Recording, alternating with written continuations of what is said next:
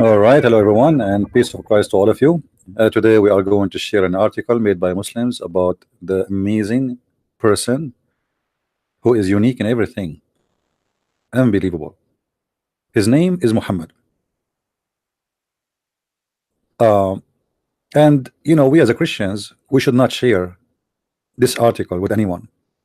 I mean, if you, this is why I have this picture there. I mean, don't tell anyone, all right?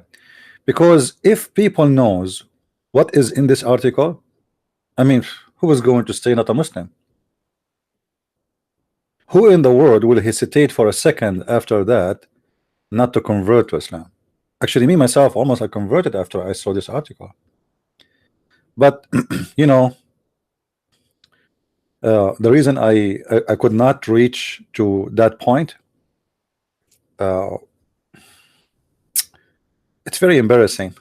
You know, I remembered a lot of things about Muhammad, and I said to myself, either Muhammad is lying or the Muslims are lying. So which one is going to win, the article or what Muhammad said? I hope that the Muslims are listening, and I hope we will have some Muslim callers. Today we are earlier than the time which we used to do, because later I have a lot of work, you know, to do, so I apologize. Usually, as you know, 4:30 p.m. New York time, Sunday, right? But today we are coming earlier. Now, the article in the front of our eyes, let us show it to you. In a website called Quran Reading. Quran Reading. 15 things about the character of the Prophet Muhammad, PBUH. By the way, if you think that this is a chemical thing, this is not. You know, Muhammad, he have a special chemical by Allah, which you have to add after his name, PBUH, which is even false, because the Quran does not say PBUH. The Quran says Sallallahu Alaihi Wasallam, which means Allah pray on him and salute him. And just the video, the previous video before this one about Islam, we explain that point. Now there's 15 things you people need to know about the Prophet Muhammad, and I hope that's not many of you will convert to Islam after reading those 15 things. Actually, there's some articles they have 25, some articles they have 70 things, some articles they have 100 things. You know, I cannot go all over those 100 things, but I found that this article is like the most interesting. All right, so let us see what is the most let us say interesting things about the Prophet. A speaker corner. Are you a Muslim? We have a guy in the text, his name is Speaker Corner, trying to get attention. We will give you attention, my friend. Are you a Muslim? Why you don't call me if you are a Muslim, so we can hear you? Do you want to call me?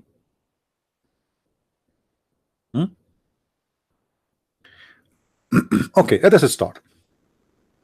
Number one thing about the Prophet, I mean, this one alone is amazing. It's even beyond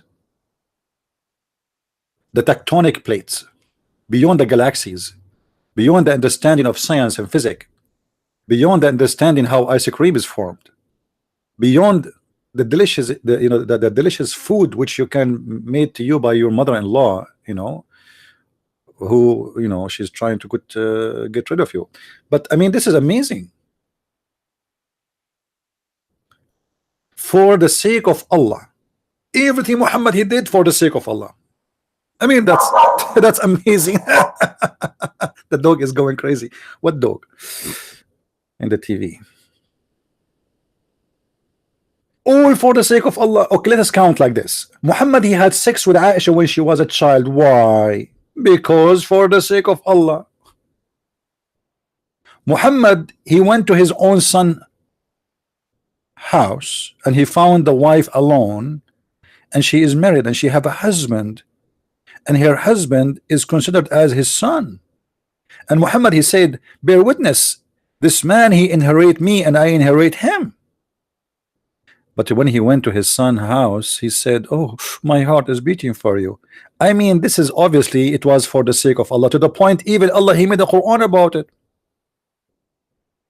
I mean, obviously, why Allah he made Muhammad going horny to a married woman, and she is married to his own son? That obviously it was for the sake of Allah. It's not because Muhammad is horny and his testicles are going crazy. It's not because this woman, she is very white and she's tall and he like her and he saw her almost naked. It's not because he liked her ass or her breast or her private part. No, it was for the sake of Allah, obviously. Yeah, hello. I mean, what's wrong with you? Why you cannot see it?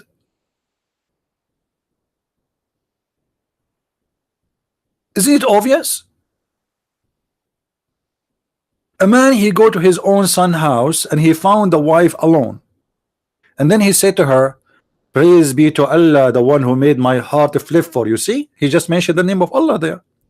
Yes, he is a flirting, having a relationship with a married woman, and she is married to his son, but it was for the sake of Allah. Everything for the sake of Allah. Muhammad, he made a chapters in the Quran that if you want to see the prophet, you have to pay him first. That one was for the sake of Allah, because Allah, he need money. I mean, and don't you know? Muhammad, he made a chapter saying, pay the prophet before you meet him in a private meeting. Why? Why we cannot meet the prophet unless we pay him first? What kind of a prophet this prophet is? You see, even the Muslims in their website, this website, I was wondering why I have advertising, but those Abdul, they want to make money from their website, so it was only their website have the advertising appearing. I thought it's the browser have a problem with it. Okay, let us see what Muhammad he said to his followers, and it was for the sake of Allah. Obviously, all for the sake of Allah. All right, here we go. Chapter 58, verse number 12. You want to meet with the prophet in a private meeting? All right, this is what you need to do. It's very easy. There's no requirement except pay him. Pay him. Chapter 58, verse number 12. Oh, who you believe, when you consult the messenger in private, spend something in charity before your private consultation. What spend? It says قدموا نجواكم. Give him, not spend somewhere. Give him. Why for, you know, I mean, what kind of a prophet, if you want to speak to him in a private, you need to pay him? I mean, okay, I don't have money. What I would do now? What if I am cheap? The prophet is a prophet. I mean, he is a messenger of God.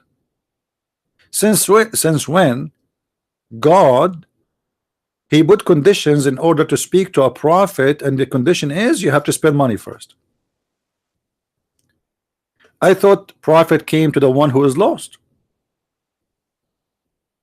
the one who don't believe in God, the one who don't he's not good. Not the one is good. The one is good, you do not need the prophet anyway. So now the bad ones, they want to come to the prophet. What the prophet he is requirement to see him? You have to pay him first. Yeah, today I have early broadcast for the sake of Allah. All for the sake of Allah, guys. All right. Yeah. Hey guys, I'm thinking to buy a villa in Florida for the sake of Allah. Who wanna help me? What do you think? Shouldn't you guys help? I wanna buy a humble villa, and they're like, it's not, it shouldn't, I don't care if it's big. If not, just like 12 rooms is fine. Okay, I mean, like 4 bathrooms, 2 swimming pools, one for the mature women over the age of 6, and for the one who they are old over 9, you know, the old women. So I mean, I think you guys, you will help, right? For the sake of Allah, I mean, come on. I'm a prophet of Allah, and if you want to meet me, how many of you call me every day asking me for help? Imagine if every one of you, I say to you, okay, go and make a donation of $25 or $100, and I will talk to you. I mean, that's a good business. Unbelievable. I will be rich. Everything for the sake of Allah. When Muhammad, he said that the 5th from every attack is to Muhammad. الخمس لله ورسوله. Was that for the sake of Allah? Huh? Muslims? Was that واعلموا إنما غنمتم من شيء فإن لله خمس وهو الرسول. And look, guys, the prophet right away, he put the orphan after his name right away, like he's a good guy, you know, he's a good guy. Yes, he want to take the 5th to his pocket, but he's a good guy. Why Muhammad he need the 5th to his pocket? Huh? And know that out of the booty, a thief, Muhammad, he want to guarantee his share of the theft, where nobody can discuss with him no more about how much he should take. It is right or not. Allah said, that's it. Allah said, in the case of the booty that you may acquire, the 5th of the share is assigned to Allah and to his messenger. Okay, the pocket of Allah is where? See, Muhammad, he made it clear. This is for Allah, but it's my pocket. Hey, prophet, we got 7 underwear, 2 sandals. Those are for Allah? Are you sure? I mean, obviously, everything is for the sake of Allah. Why people don't see it? Huh? Why people don't see it? Isn't it obvious? Muhammad, he never required anything for himself.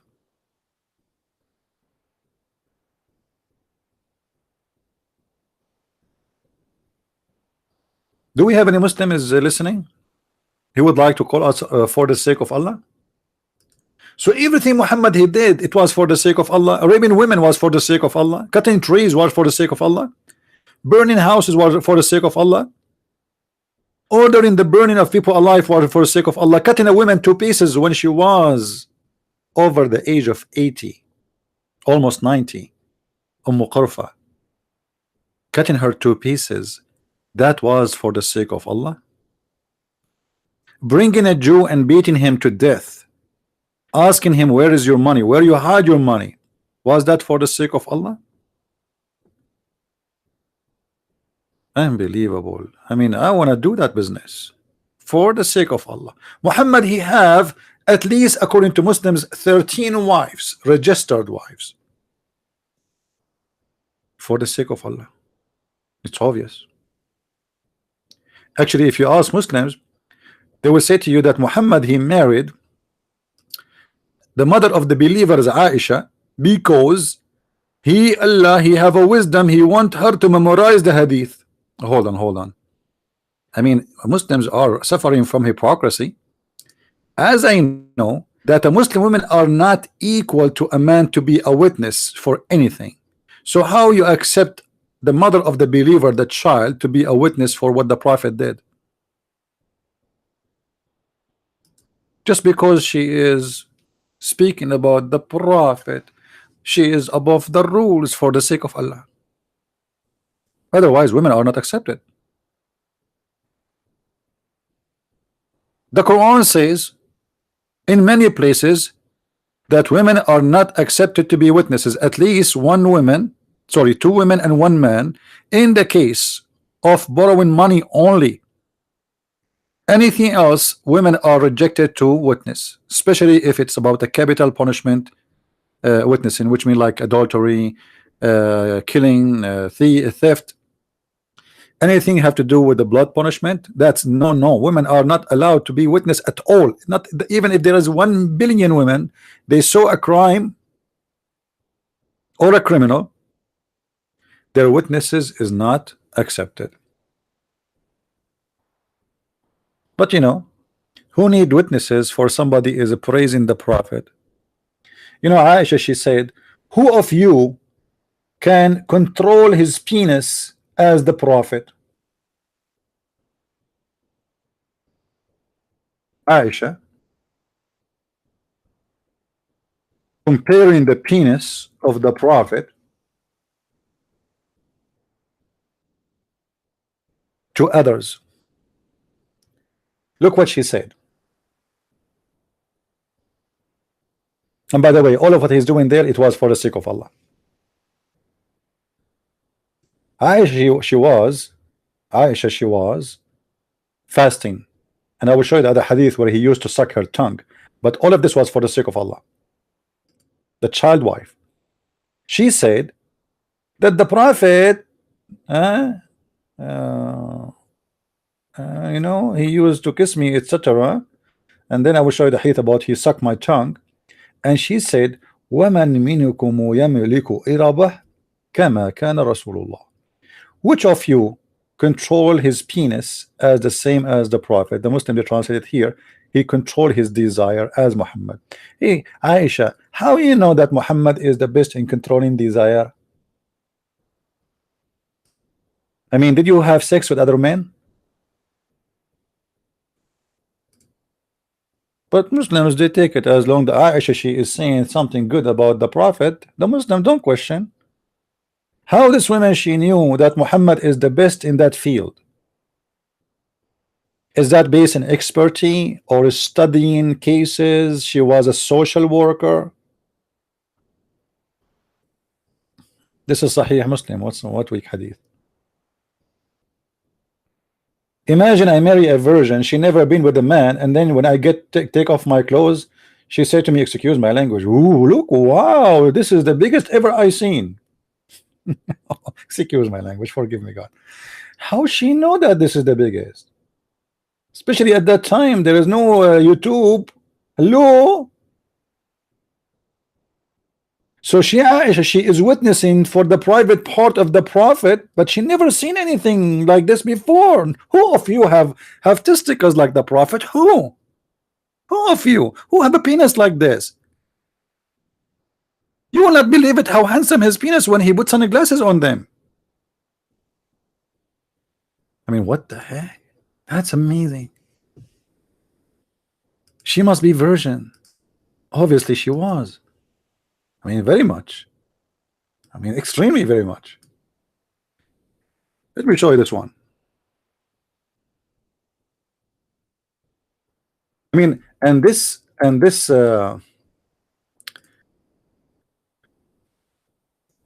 coming hadith, obviously Aisha is very shy.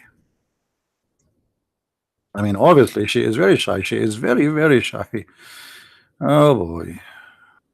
Okay. Okay. Let us see.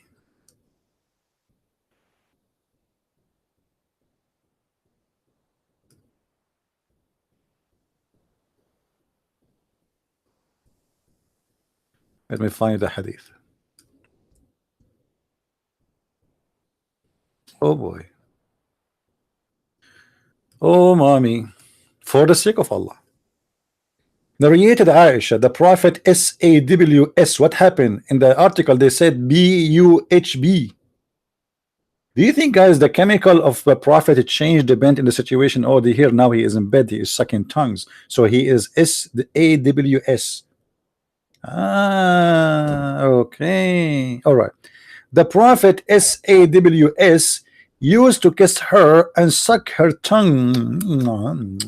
Yeah, Aisha, can you tell us how the, I mean, can you give us more details? He used to push his tongue to the left or to the right first? And how he suck it? He suck it like hard, softly, the tip of it, all of it. Unbelievable. For the sake of Allah. All of this is for the sake of Allah. I mean, and look how conservative this religion is. You know, imagine I have a wife, she come here, and you guys are waiting for me, and supposedly I am a big shot. And she take the mic and say, hey guys, do you know how a Christian prince sucked my tongue? What? Huh? Huh? And all of you, because you are a fan, you will say, how? How? Tell us how, please. Can you open the camera? How he sucked your tongue?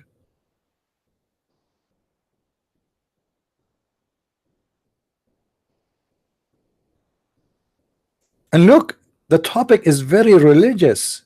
Muhammad is fasting. Look at this.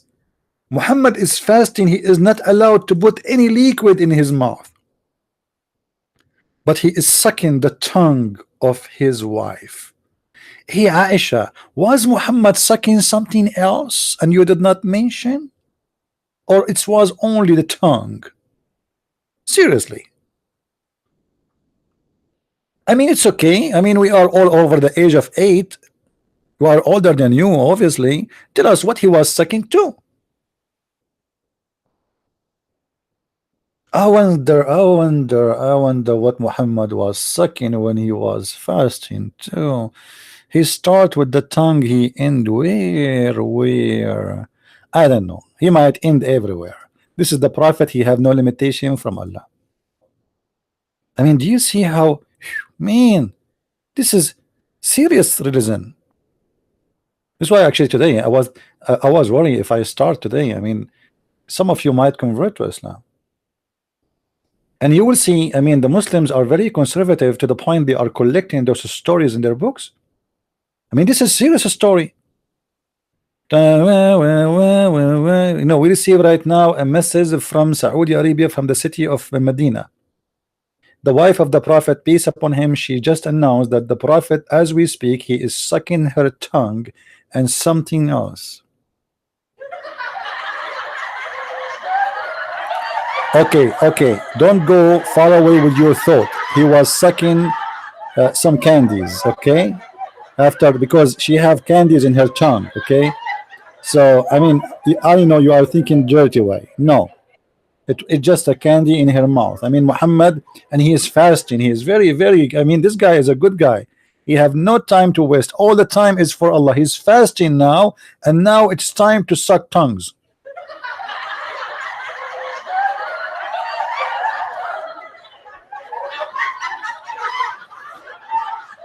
I mean, this is for the sake of Allah. All right.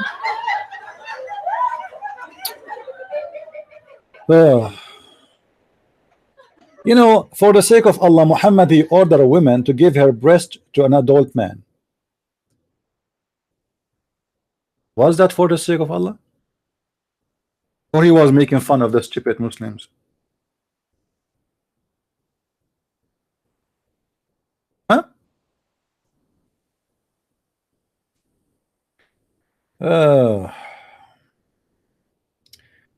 Aisha, because the Prophet, he ordered a woman to give her breast to a stranger, so he sucked her breast before he enter upon her. Man, I'm going to Muslim countries very soon, guys. I'm going to visit all my neighbors, all the Muslims in the area. And because the Muslims are conservative, he will say, sorry, you cannot get our house before you go and suck my wife boobs, and and I will do it voluntarily for the sake of Allah.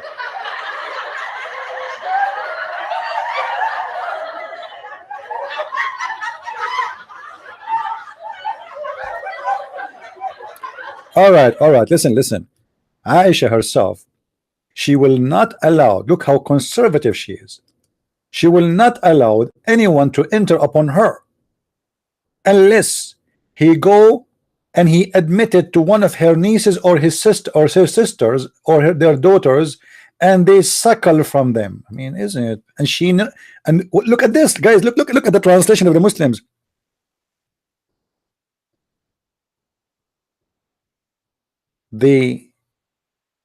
She sent those guys to her sisters to do what? Look at the translation. The translation, there's nothing. It's about suckling.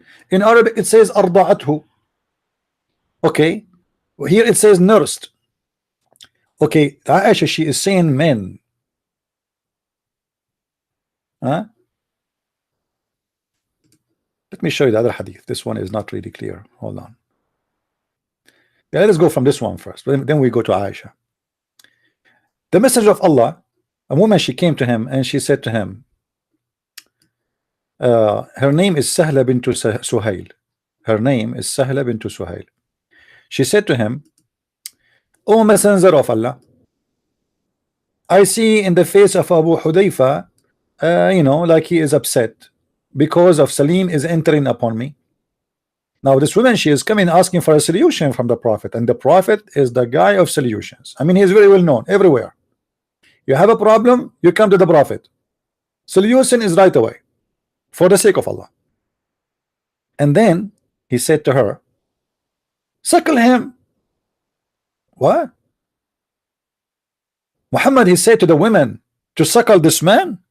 Suckle him. She said, how I can suckle him and he is a growing man? Oh.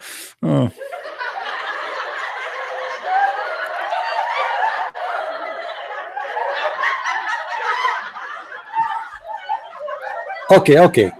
You guys don't understand why this happened. This is happened for the sake of Allah. Allah will not be happy if I enter upon the wife of a Muslim Abdul before I succor his wife. If I hold the breast of the wife of a Muslim and 10 times, you cannot do it in one time, which means you have to do it in 10 different days until you are satisfied. And by the way, we are always hungry, especially for those things. Unbelievable. You go in the Middle East, everybody is doing suckling. Unbelievable. It's a crazy countries. So you have to go first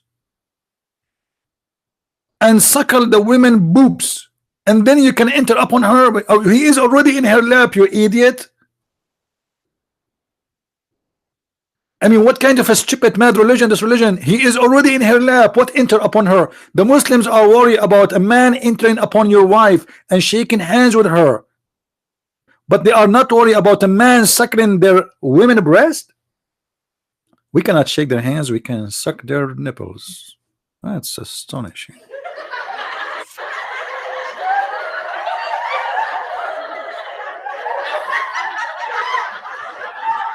All right.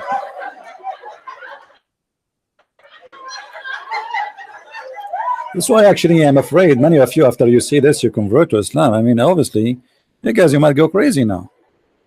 All right, look at this open-minded religion.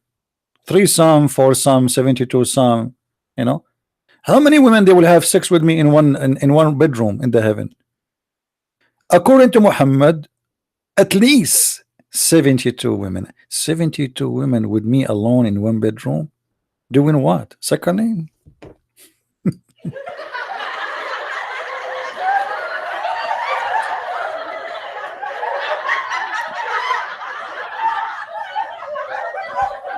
All right. Just take it easy. I mean, it's very normal.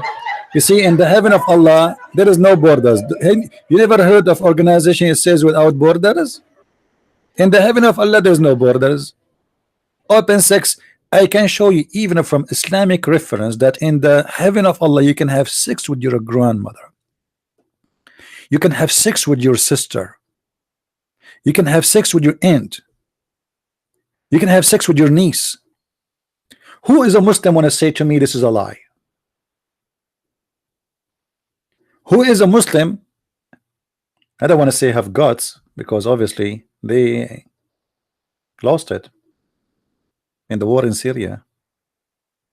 Who is a Muslim have the courage? I cannot say that too. They lost it with the war with the Russian. Who is a Muslim have the I don't know what they have left. What is left? Any Muslim can answer us? Is it true in the heaven of Allah you can have sex even with your own family members? And the excuse, guys, because in the heaven there is no lineage, you know. Here in earth we forbid from having sex with the, so you know the lineage. I mean, this is the lineage is important now. So it's not a sex. That's it. Even the logic of this religion is disgusting, stupid. What lineage? The reason you are not allowed to have sex with a woman without marriage is just a lineage. Is that why? Well, actually, I can show you from the Quran right now as we speak, and from the interpretation that you can have sex with your daughter in Islam if she is daughter from adultery. This is why I say, if you have a Muslim boyfriend, if you are a stupid woman who have a Muslim boyfriend, he can have sex with you, and he can have sex with his daughter from you. Yes, his daughter. You know, imagine if he's allowed to do that to his own daughter, what he would do to your daughter who you live with him. He is legally, lawfully allowed in Islam to have sex with his own daughter from his blood, because in Islam she is not considered as his daughter. She is not. Islam don't consider a daughter from relationship out of marriage a daughter.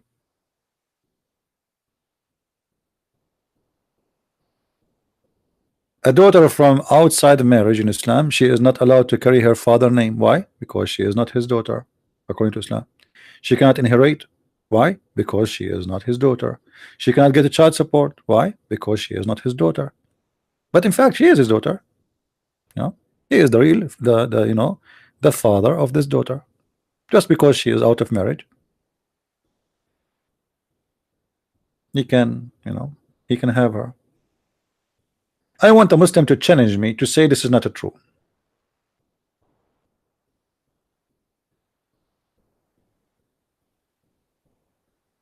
Any Muslim?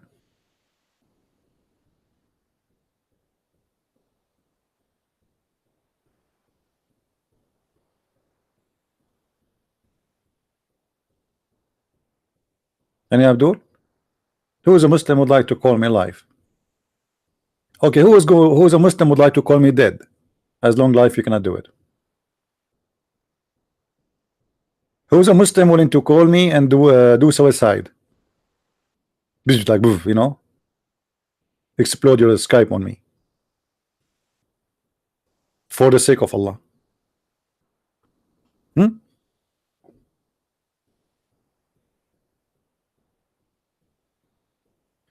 Yeah, suckle him. Okay, let's go back to the article. I mean, we don't want to miss this amazing article because there's a lot of things we need to cover.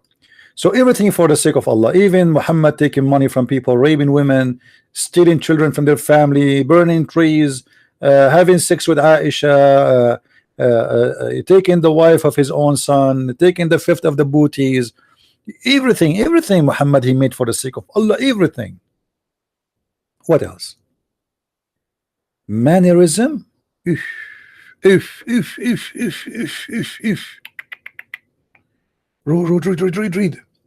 Prophet PBUH was epitome. I don't know how even to read it. Of good manners. This is really, I'm going to die now.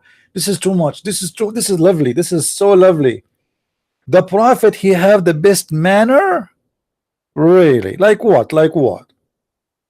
Every action he take, every move he make, I'm watching you.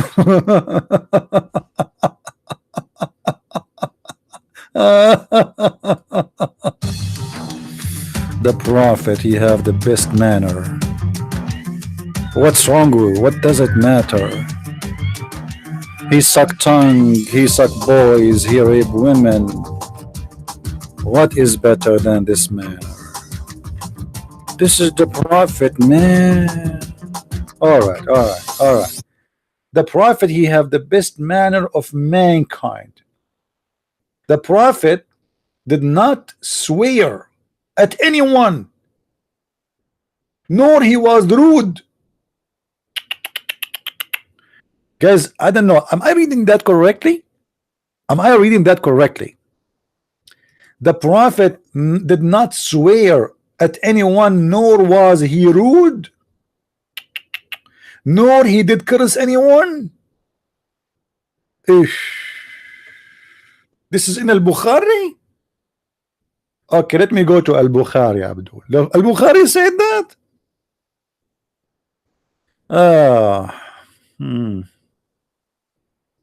It has got you busted. Bukhari, huh? Bukhari, but there's no hadith. Bukhari said that. I mean, come on. He never been rude. He never cursed anyone. Guys, read with me. Sahih Muslim. Sahih Muslim. Okay, let's read. One is enough. Abu Huraira reported, Allah Messenger, may peace upon him, as saying, hey Abdul, who is saying? Who is talking there? The Messenger himself. You said the Messenger, he never been rude, he never been cursed, he never harm anyone. Look at your prophet saying about harming and being rude and cursing and beating the Muslims. Beating them, not only that. Oh Allah, who is talking? Muhammad. I am a human being. Are you sure? I mean, seriously, are you sure? This guy is a human being. I was thinking something else. And for any person amongst the Muslims, this is doing what to the Muslims? Upon whom I hurl malediction or invoke curse or giving him whipping. Make it source of purity and mercy. What the heck? In the article they said the prophet never cursed anybody, never hurt anyone, never harm anyone, never was rude. The guy, he just said, admitted in one statement, he did whip people for with no justice, because it says there, make them for the mercy. It's not justice. I'm just a human, which means I make you know, it's not justice. It's not justified. Otherwise, you do not need to apologize for it. I am a human being. For any person among the Muslims upon whom I hurt, I beat, I curse, I insult. In Arabic, actually, it says sababtuhu wa la'antuhu. Sababtuhu as-sabbu wal-la'n. You know, sab in Arabic is you saying to somebody, your mother is a whore, you know, your father is a pimp. This is what sababtuhu. That was sababtuhu. And the curse, we know what curse. In the article they said Muhammad, he never did any of this. Why Muslims do you lie? Why? I'm serious here. Why Muslims love to lie? Give me 3 reasons for Muslims to lie. I can find you 1 million reasons. Islam is like a business. It's a business, actually. Even the Quran described, Allah in the Quran, he said, وَهَلْ أَدُلُّكُمْ عَلَى تِجَارَةٍ. Should I lead you into a trade? A merchandise? Islam is a merchandise. The Quran itself described Islam as a merchandise. Read with me. Ya ayyuhalladhina amanu. This is different. Hold on. This advertising in this website is making me sick. I think I need to change the website. You know, it keep coming up. Look how many times the word tijara, merchandise, is appearing.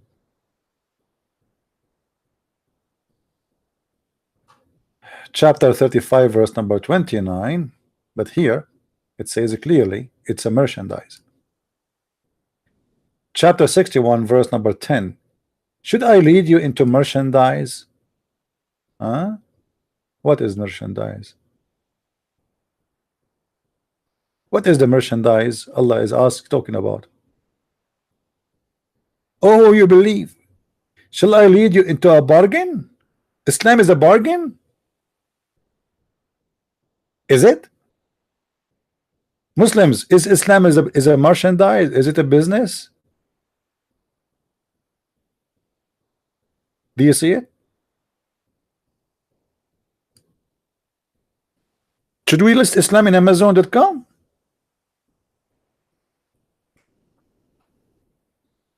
You know what their mind is about money. Should I lead you to a merchandise? It's a merchandise. You give Muhammad money, Allah will give you a corner lot in the heaven. Actually, there's a hadith, a story about a guy. His name is Abu Dahdah. Abu Dahdah, he have a farm full of palm trees. And you know, if you have a farm palm tree full of palm trees in the desert, that's mean you are really a lucky guy. You are rich. We are talking about the desert. Muhammad, he asked him to exchange his farm with the corner lot in the heaven.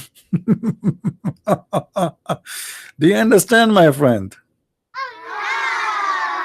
All right, who of you here who have a front house beach who would like to exchange with me a corner lot in the heaven? Any one of you? All what you need to do, you give me your house. If you have a house in the Florida, in the front, in Miami Beach, and I will talk to Allah, He will give you a corner lot in a more important location where you can sell hummus and falafel. What is that?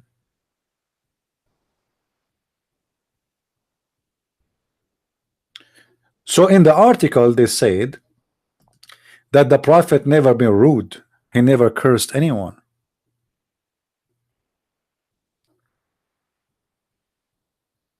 But as you see, they don't show us where he's taking this from.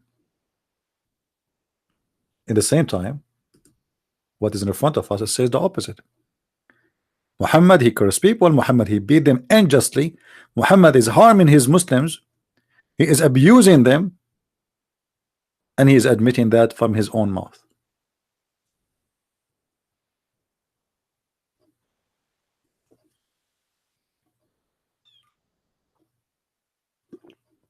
Do we have any Muslim?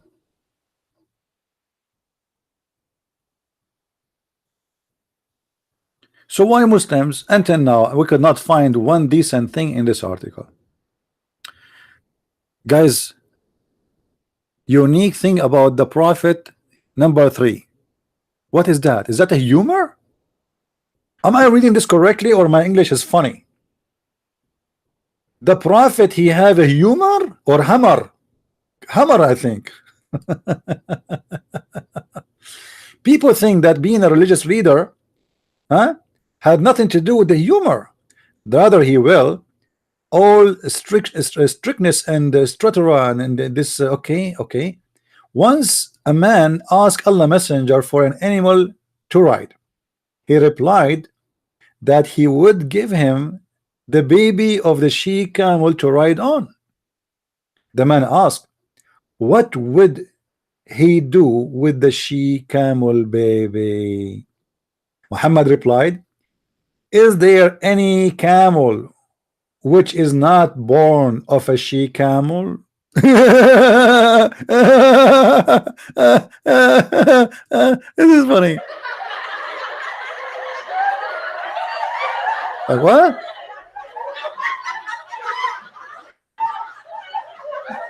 Is that the joke? This is a joke? Muslims, are you sure that this is a humor or stupidity? This is the joke? Let me show you the humor of the Prophet, which is a clear sign of stupidity. I'm not going to show you this one about breastfeeding for an adult. We spoke about this one. Let us show something else. Huh?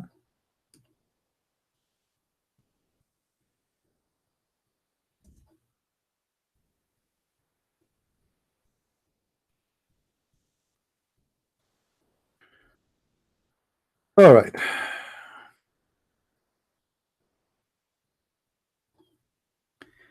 When the following verse, you see there's a missing here word verse, was revealed, not equal are those who believe who sit at home. Look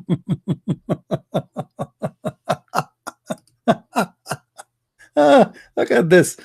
I don't know if you guys will get this here, where the funny part about it. Muhammad is now receive a verse from Allah. His friends is around. His friends are around. And one of the guys is sitting there. He is a blind man. His name Ibn Maktoum. So Muhammad, he said, not equal are those who of the believers who sit at home. He's talking about those who go jihad. They are better. All right. Ibn Maktoum was sitting behind Muhammad. This is the blind man. They put him in the back always because he's no one. He said, "O Messenger of Allah, what about me? No, this guy, he cannot go for jihad. He's a blind. I'm blind." He said he did not leave before the following revealed, except those who they are disabled.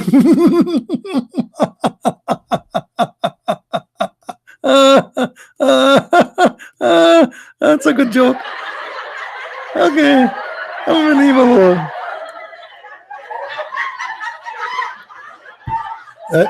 Muslims, are you saying to me that Allah, he forgot about the disabled, now he corrected himself because the blind man, he opposed this?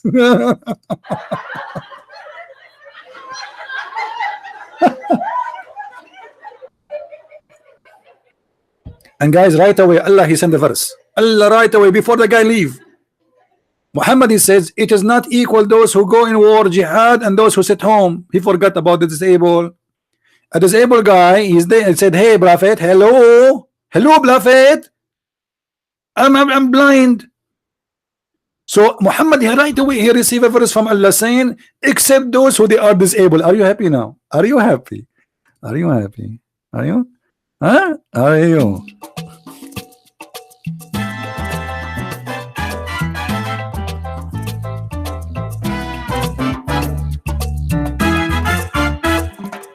It's not equal. It is not equal.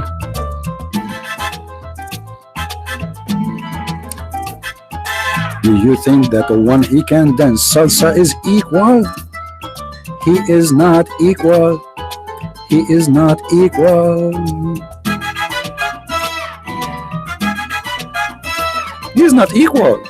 The one he dance salsa not the same as the one he do not dance salsa. Hello? But Prophet, I'm disabled. I cannot dance salsa. Okay, except those who are blind.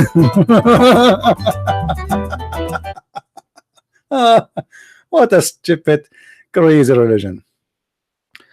What do you want me to sing? Okay, we will have the coming show is going to be the what they call it, the American Idol. American Idol. Oh, stupid program. American Idol. You know what? American Idol, the best idol in the world is Muhammad. Get us Muhammad in the stage. Look at this. Look at this. This is sense of humor. Allah himself, he forgot that disabled are there. And then the disabled guy, he said to Muhammad, are you stupid or what? How they are not equal and there is people who cannot go to jihad. What is my fault? So this man, he corrected Allah right away. Let me show you another stupid things. I mean, it's sense of humor, sorry. All right.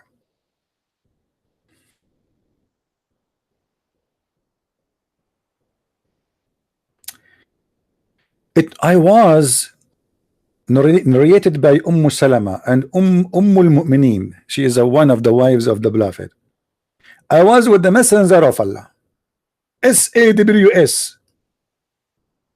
You see, notice that the SAWS can be changed depending on the situation. If he is in the bed or with the wife, it's SAWS sometime. If he is standing, not playing sex, he is PUPHD, you know, or BHD like Shabir Ali. While Maymuna was with him, then Ibn Maktoum, this is the same guy, the blind guy, came, and this happened when we were ordered to observe the veil. Okay. The Prophet SAWS said, observe the veil from him. Observe the veil from him. We ask Allah, Messenger of Allah, but isn't he blind?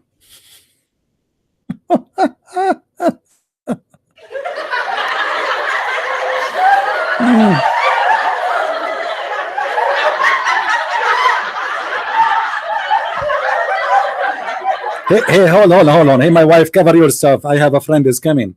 Cover yourself, okay? But your friend is blind. So what? Cover yourself. But the guy is blind. Hello? Hello? Muslims, your prophet ordering his wives to cover themselves, but the guy is blind? Is that a sense of humor or sense of stupidity? Who is a Muslim here? He have an answer for this smart prophet.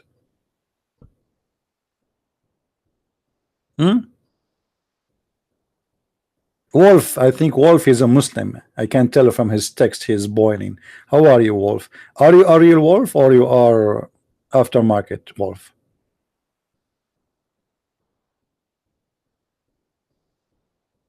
Who is a Muslim here? When I tell me what kind of a prophet he says such a thing? The wives have to be covering themselves because a blind man is coming. How that happened, man? You think your prophet was taking too much hashish? A wife cover herself, okay? Husband, the guy is blind. So what if he's blind? Are you blind too? Are you?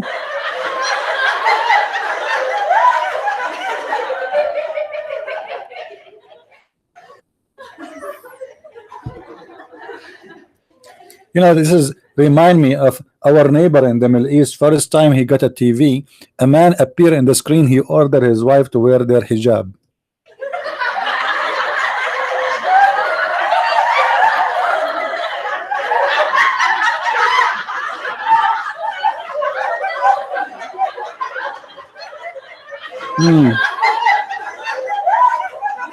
Any Abdul.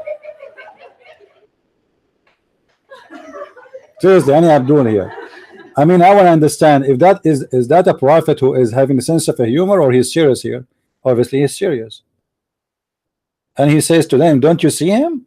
But as I know, Muslim women they can see men. Since when Muslim women they cannot see men? Hey, Muslims, is your women allowed to see men with their eyes, who they are not naked for sure? Huh? They can, right? So what your prophet is talking about?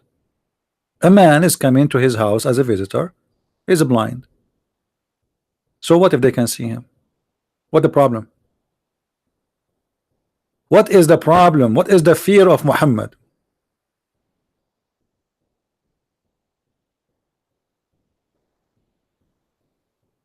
That is not a sense of a humor. This is a sense of a stupidity.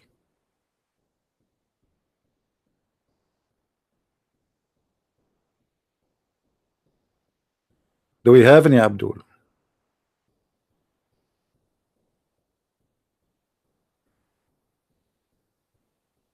What is that language there? Interfaith.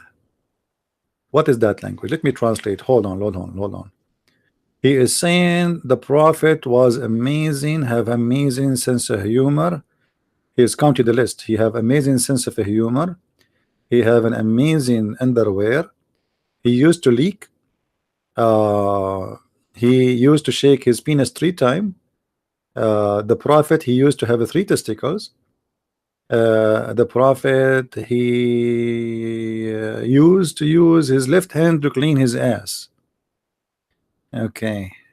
Hey, Muslims, you can use your left hand to clean your ass, but you cannot use your right hand. What if somebody cut your left hand? What do? You use your tongue? Huh? What do you do then?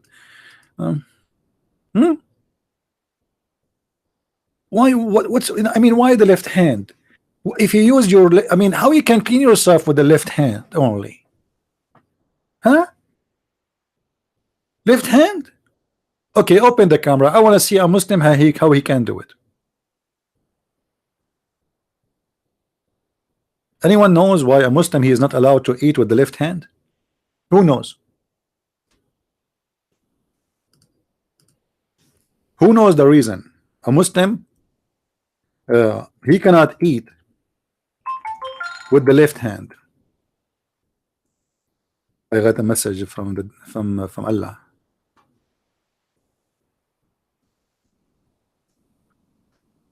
Okay.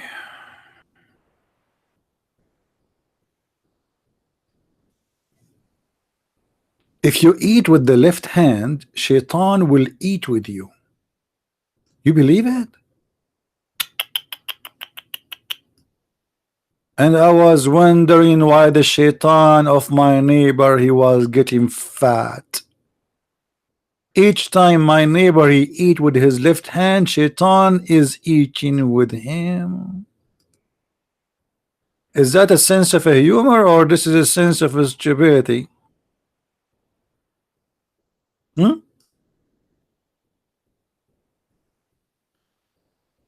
And Abdul?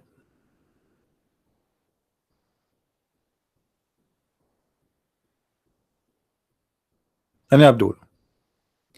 Muhammad, he said, لا تأكلوا بالشمال.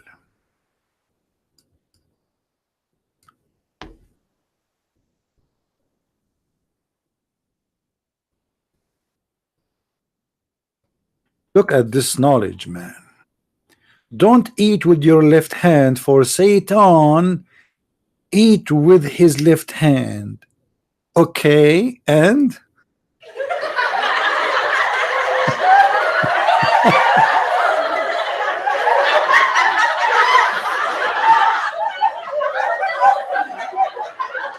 okay, hold on.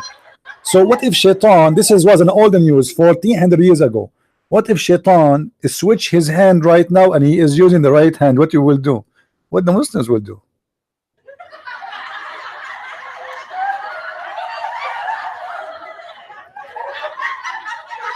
And hold on. So what if Shaitan he eat with his left hand? I mean, who care? Hello? Okay, now Shaitan he eat with his mouth. That's mean we should not use our mouth. Because whatever he use, we should not use. Correct, guys? Listen to the logic. Why we should not eat with the left hand? Because Shaitan he use his left hand. So whatever Shaitan he use, we should not use. Okay. How Shaitan he eat anyway? He have a mouth. That's mean we should not use our mouth. I mean, what's stupid of this is a stupidity. If Shaitan eat with the left hand, we cannot eat with the left hand. Okay, Shaitan he uses his mouth, so we cannot use our mouth. Here we go. How we can find a solution for the stupidity? And what is the problem if Shaitan he eat with his left hand?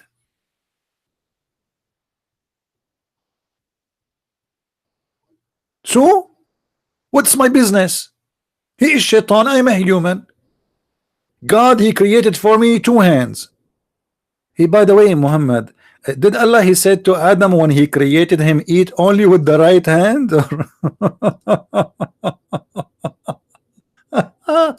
Unbelievable. I mean, this is very beautiful religion. This is very smart prophet. Superstition, stupidity, madness, crazy, dumb, whatever you want to call it.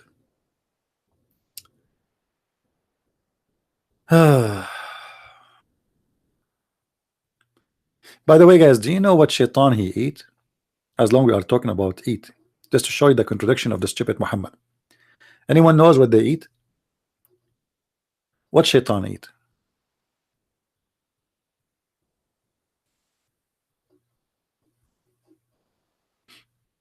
Anyone knows? What shaitan he eat?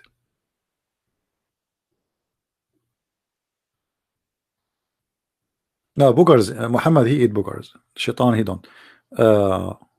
Muhammad he used to collect boogers. He eat bones. Yes, he eat bones. What else? What else? Okay. Well, Muhammad, you see, a group of the genie, they came to the Prophet Muhammad, and those genies are from Mesopotamia. They are from Assyria, like they are relative to Sam Shamoon.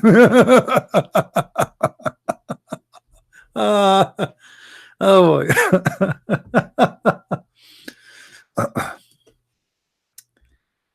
Oh boy. Let's see if we can find the hadith.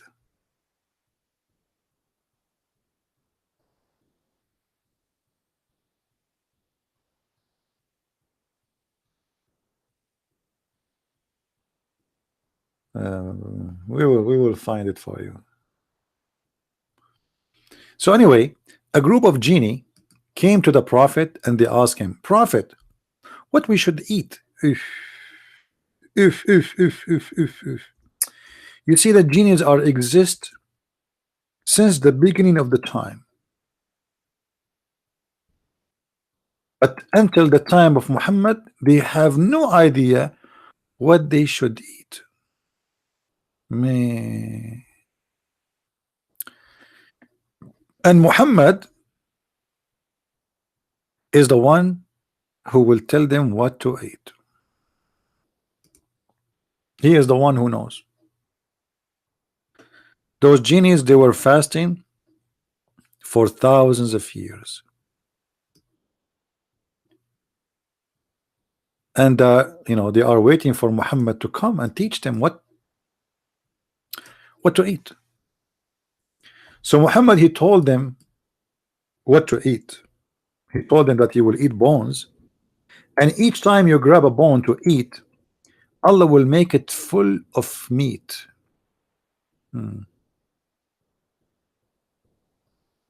All right. Look what Muhammad he claimed. He claimed that one night, always Muhammad have no witnesses for whatever happened to him. You see, they came to him and he said, genies, they came to me. Genies, they came to me. And look, let's read from here. Okay, read with me. The Muslims, they ask him, Muhammad, we missed you last night. We're like, well, what happened? Where you been, etc. So Muhammad, he said, they are come to me an inviter on the behalf of the jinn. Hello, yes, who are you? Sir, I am from behalf of the genie. I came to invite you to come to our house. All right, let me get my Samsonite and my computer, my laptop, and I will be right with you. All right. And I went along with them and I recited to them Quran. If. That's amazing. The prophet, he went with the genie to the genie and he recited Quran to the genie. Man. And then he narrated, he said, then went along with us and showed us their traces and trace of their embrace. The genie, they have fire sitting there. Unbelievable, guys. Okay, why Muhammad did not show them when the genie they are there? I mean, can't you call the genie again, show them to the why no Muslim can see the genie except Muhammad? Why this guy is the only witness for anything happened to him? He went to the 7th heaven 11 in the top of a flying mule. Nobody was there. Even his wife, she said, I did not even feel him moving away from me. What is the witnesses? He took them and he showed them a trace of fire. Somebody is doing camping in that place and he left. There's a hadith, Muhammad, he said, that one is more horrible. He said when he was praying, there's a genie used to come, shaitan used to come and disturb him, trying to disturb his prayer. So Muhammad, he overcome the genie and he tied him to the column of the house. Okay. And he said to himself, I am going to show my followers the genie. All right, that's wonderful. Here we go. Finally, Muhammad is going to show something real happened to him. But Muhammad, he changed his mind. 5 minutes before his followers came to the mosque, he released the genie and he told them, if you came 5 minutes ago, just 5 minutes ago, you would see the genie. Prophet, where is the genie? I released him. Why you released him? Because I remember the story of a prophet Suleiman. Guys, you will not believe what happened to me yesterday. Okay, let me tell you something. Yesterday, after I finished my podcast, a beautiful female genie come to my door, okay? And this genie, she was like wearing beautiful clothes, burqa, made by Victoria's Secret, very conservative. And she told me, I have a message to you from Allah. And then she said to me, I cannot deliver the message for you before you open the code. I said, okay, give me the code. She said, you have to do breastfeeding 10 times first. So I did 10 times breastfeeding until my stomach have no more place, even though I was not sucking milk, because she is not a mother of babies anyway. And then an angel appeared to me, not a genie. Okay, this time is an angel, and this angel, he was half white, half black. The reason why, his name is a chess. This angel, he played chess, so he's half white, half black. And then he said to me, in the name of Allah. I said, what? He said, read. I said, I can't read. He said, read. He said, even my English is funny. Muslims, they make fun of my English. Read. And he squeezed me each time. Each time I tried to read, he squeezed me, this angel. And here we go. Somebody's asking me for a proof. I mean, what's wrong with you? Muhammad, he have no proof of anything. Any Muslim, he saw Muhammad being squeezed by an angel. When? Why Muhammad have no witnesses for anything?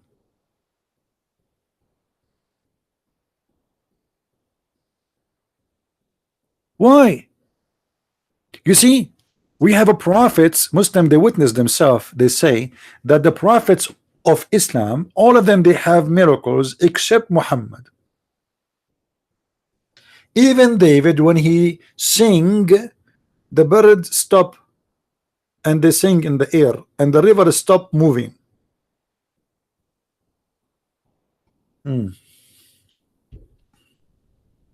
Hold on. There's a Muslim is calling me names. Hold on. Let's see what this guy. Marshall, how are you, Marshall? CP is nothing but a coward. He cannot debate his book. Rather, he attacking people. Muhammad. You see, guys, let me show you the stupidity of the Muslim. If this is the case, the coward is the one who debate other one books. It means your prophet is a coward, because he, from the beginning of the first page of the Quran, he's attacking us. Isn't it your Quran, you idiot? Keep saying, oh Allah, don't make us the same as the Christians and the same as the lost Christians and the cursed Jews. Isn't it your prophet in the Quran says the Christian, they said the Jews, they said we crucified him, but we crucified him not? So how come all your Quran is based in attacking us, and when we get you busted, you get upset? Huh? Now I have a challenge for you, Abdul. What about you call me live right now and let us see how good you are? What do you think, guys? Do you dare to call me? The one who attack other one book, he is a coward according to this Muslim. This is what he said. All the Quran is based on attacking the Christians and the Jews and those who don't believe in Islam. So your prophet must be a coward. Thank you very much.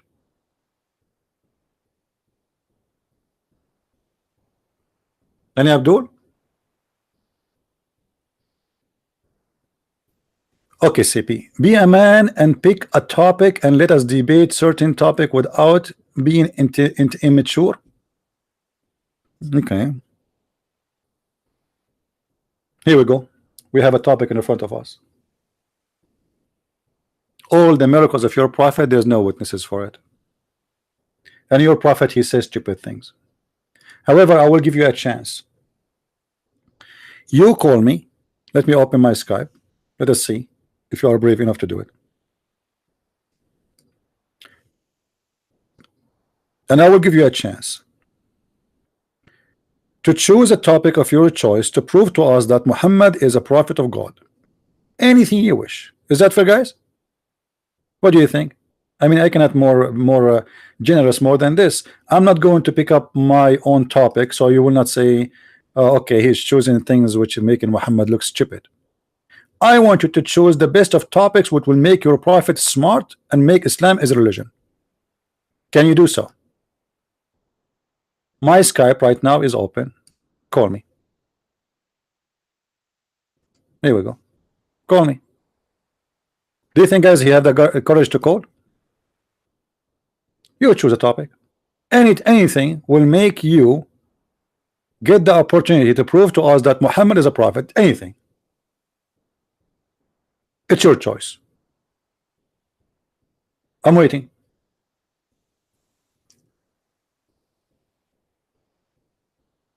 Don't tell me you cannot pick a topic.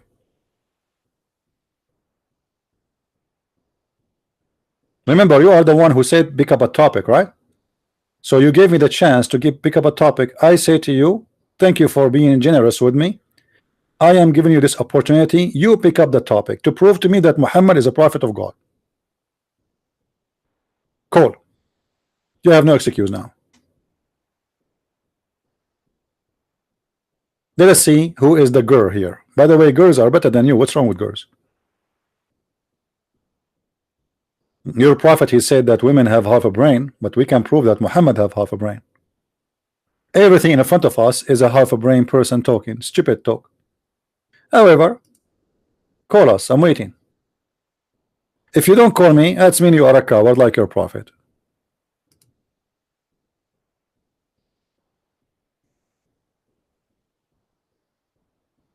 And Abdul? Yeah, forget about him. He's a kid. He will not even dare to call.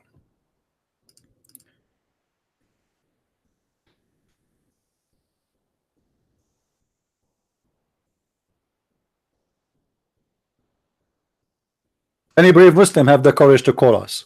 So Muhammad, he saw a genie and he recite Quran for them, and those genies, they were using fire.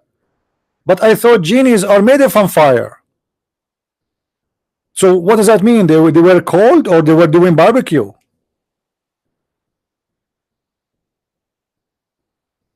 And those genies are coming from Iraq? From Iraq? A genie from Iraq? And look how Muhammad, what he said.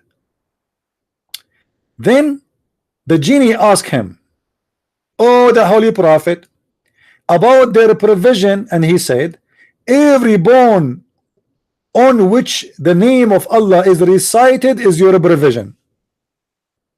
Oh, the genie in Islam, they are dogs. Yummy, yummy, yummy. Any bone, genies, they eat bones. And then you say the name of Allah in it, and the second you say the name of Allah is going to be covered by flesh. Do you see it? Hey Muslims, how come we cannot do the same? How come the genie, if they say the name of Allah over a bone, is going to be full of a flesh? I mean, that's amazing miracle. Imagine we have a chicken bone. I eat it. I eat a chicken today. Now I have bones. Then I say the name of Allah is going to be back as a chicken. That will be amazing. People, Muslim, they will not buy food. How come this miracle happen only to the genies, and nobody can see this miracle, and nobody can see the genie? Any Abdul? So Muhammad, he forbid the Muslims from using bones to wipe their ass with it.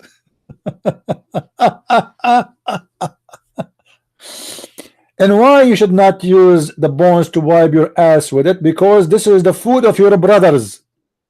Do you see it? Muslim, do you see it? Muhammad is saying don't use bones to wipe your ass with it, because this is the food of your brothers.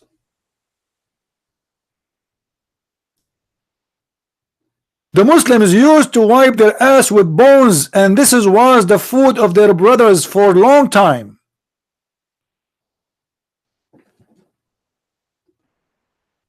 Who is the stupid here? He Muslims, the dogs of the American, they eat bones.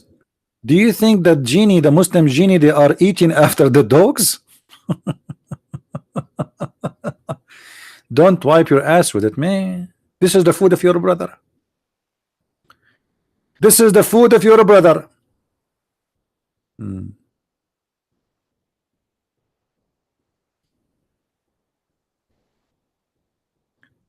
And by the way, here, does it say that the genie, they have animals? Is that what it says in English here? That those Muslim genies, they have animals, they have pets? What they have? What they have? What they have?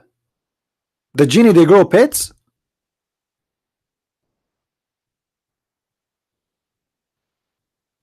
Yeah, actually, according to Muslims, there is many kind of genie, but not only many kind, they have many religions.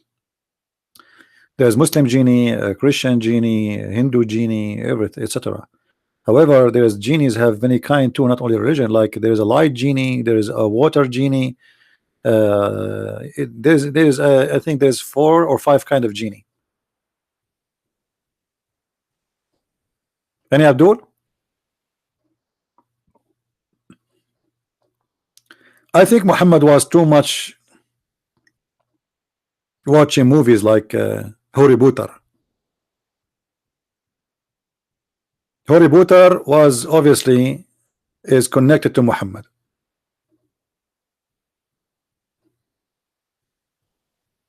Any Abdul? So now until now, everything the Muslims they said in their article, it was false. We showed you that Muhammad he cursed people. We showed you Muhammad he don't have a sense of a humor. This guy is a criminal. You know, was Muhammad a sense of a humor person when he cut a woman to pieces when she's alive? What is the sense of the humor of a man? He attacked women and children and raped them. Or maybe I should show you the sense of a humor of Muhammad pushing himself inside the shirt of a man, and the man was wearing nothing underneath. And the prophet was kissing his belly. Oh, that is a sense of a humor. And the guy was saying to him, oh prophet, don't stop. There. Yeah, just right there. Don't stop. Is that the sense of the humor you are talking about?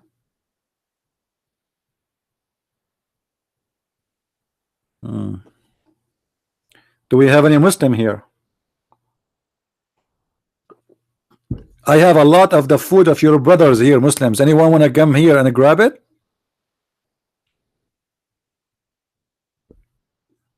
Any Muslim want to grab the food of your brothers? The genie are your brothers? The genie are your brothers? Are you sure? And the bones is the food of your brothers. So Muhammad is telling the Muslim, don't wipe your ass with the food of your brothers. I mean, look how connected the story is.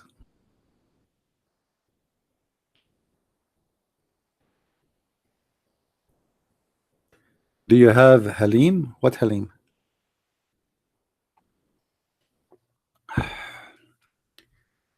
Any Muslim here?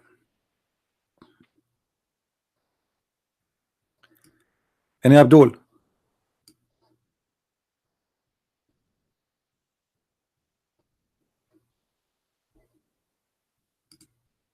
Maybe it was sense of a humor when Muhammad he said if the women have orgasm first, the baby will be a girl.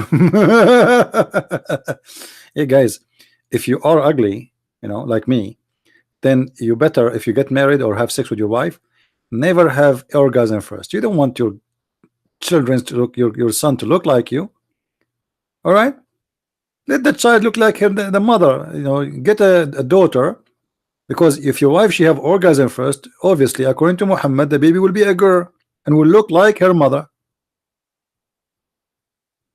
Now we can control the gender of our babies. We know how. I mean, look at this genius. How he knew that? We never thought of, even science today never thought about this. It's obvious the one who have orgasm first is the one the baby will look like him and will be the gender of him or her. That not only a sense of a humor, this is a very much sense of a stupidity. Any Muslim disagree with this? Or any Muslim he will say I'm lying?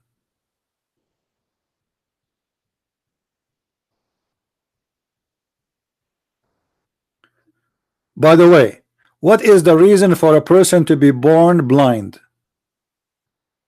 Anyone knows? What is the reason for a person to be born blind according to Islam?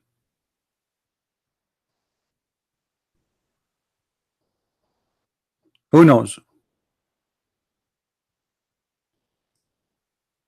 If you look at the vagina of your wife while you are having sex, your son will be blind. If you talk when you are having sex, your son will be mute. Obviously, my father, he was not looking and he was not talking.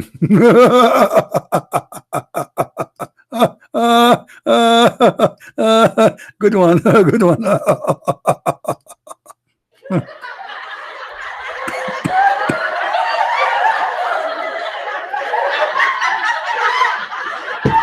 I know what my mother and my father they were doing exactly at that day. I was as if I was there. I know every single details. I mean exactly. Oh, okay, okay. Any Abdul? Huh? What do you mean joke? Somebody's saying this is the best joke. Guys, respect, show respect. The prophet talking here. What's wrong with you? We have to show respect. We cannot say that. What do you mean this is a joke? Guys, when we talk about the prophet of Allah, this is serious. This is the prophet of Allah himself. Like, come on, come on. This is not a joke. This guy is speaking science. It's a proven. Okay, there is a very well-known scientist. His name, he's a Japanese. His name, you can check his name. Yama I do lie Yama. Okay, Yama is his first name. Do is middle. Lie is last.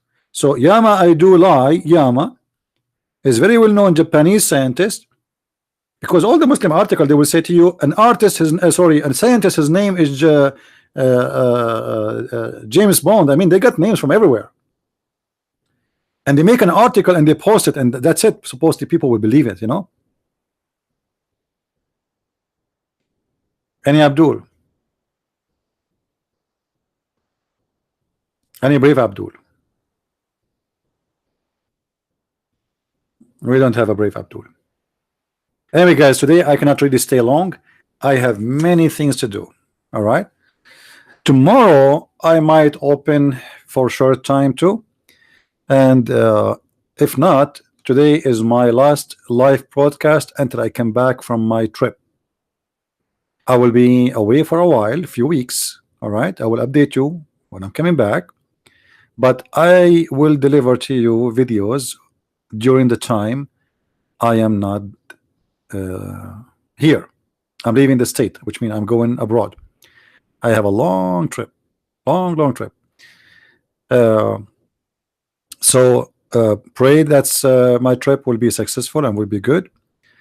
And I want to say thank you for those who they are helping and supporting in donation, because your help made me able to do many things, including this trip I will do.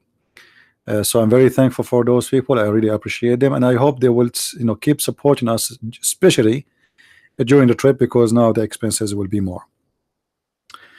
For sure, I will try my best to post videos during my trip, but I don't think live broadcast is an option because you need a very good internet, and I don't think in those areas I can get even close to the internet we have here.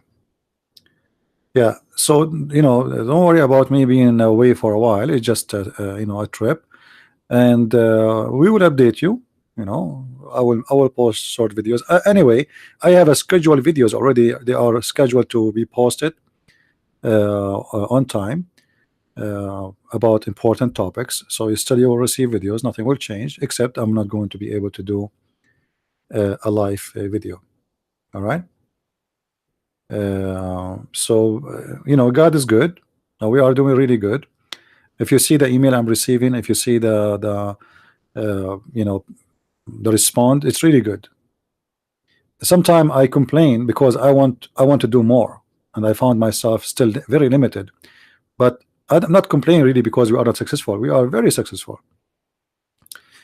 But we need to do more. We need to do a lot more work. Still, there's a lot of ignorance in this world, and still our voice is not heard yet as it should be heard. This is why I encourage people to, like now the videos we made today, you can cut it pieces about topics, 10 minutes each, 15 minutes each, and repost again. I have thousands of videos. So this is why I ask people to work with me, because there's hundreds of millions, they have no idea what this cult is about, especially from the Muslims. So we need to do more work, and we should not say we have enough, because we never do have enough. Especially with teenage young ones, they are the target of the deceivers. The wolves are between your children, and that is additional thing.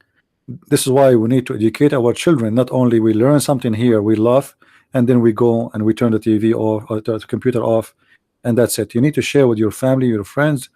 You know, when your child here is in the age of 12, 13, share with him videos. Show him how stupid this. You know, give him the flu shot before he get infected with the disease. Don't wait until he is, you know, too old or too late to inform him about this cult. Always you should educate your children about dangers around them. The same when you tell a child that there is somebody who's a perverted minded, he might do child molestation to you. You need to tell them about Islam. A child is a child, he have no idea. So, you know, don't wait until it is late, until your son or your daughter is gone. The reason you see someone, she is a female and she is dating a Muslim or marrying a Muslim, because she don't know better. Nobody told her, and then it's too late. It's too late. Her life will be destroyed. He marry her for a few years, he get a green card or citizenship, or he have fun with her. You know, especially they like to marry blonde women, and then after that you get a little bit older, he exchange you with a brand new wife. She is young. Okay, you made a choice, and now you will pay the price. So all those things happen because families, parents, they don't care. Nobody teach their children about important issues happening around us, especially if you grow up in a family with which they are atheist, and they don't care.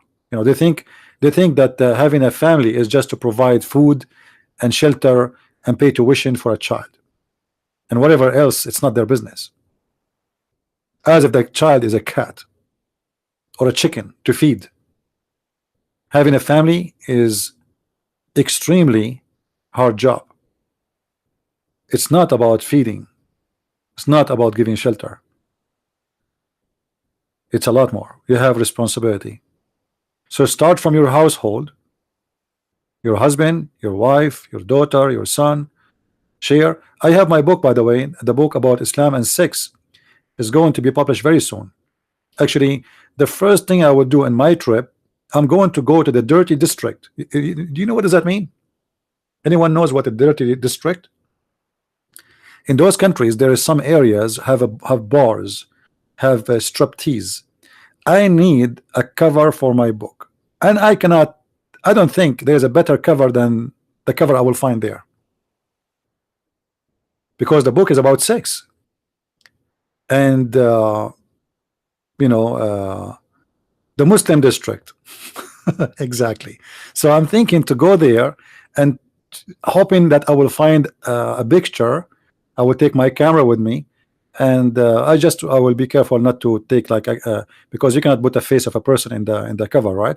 So I will try to get something fit with the book, and yeah, so I might go there and take some pictures and see which one can be perfectly fit, you know.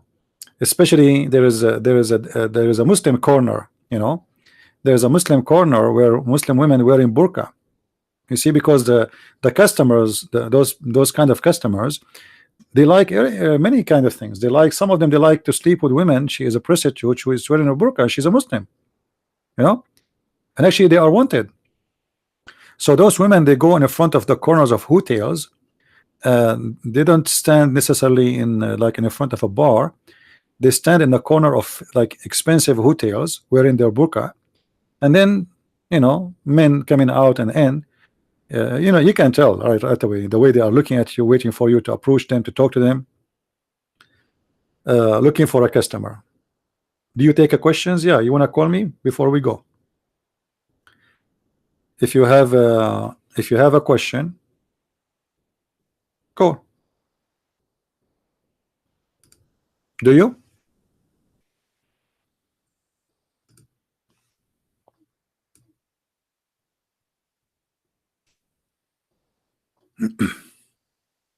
Yeah, and guys, you would really would love my coming book.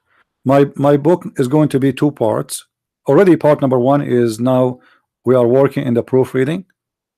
So when I get the cover picture, the book is going to be published right away. So maybe in 10 days from now, 15 days, maybe, we'll see.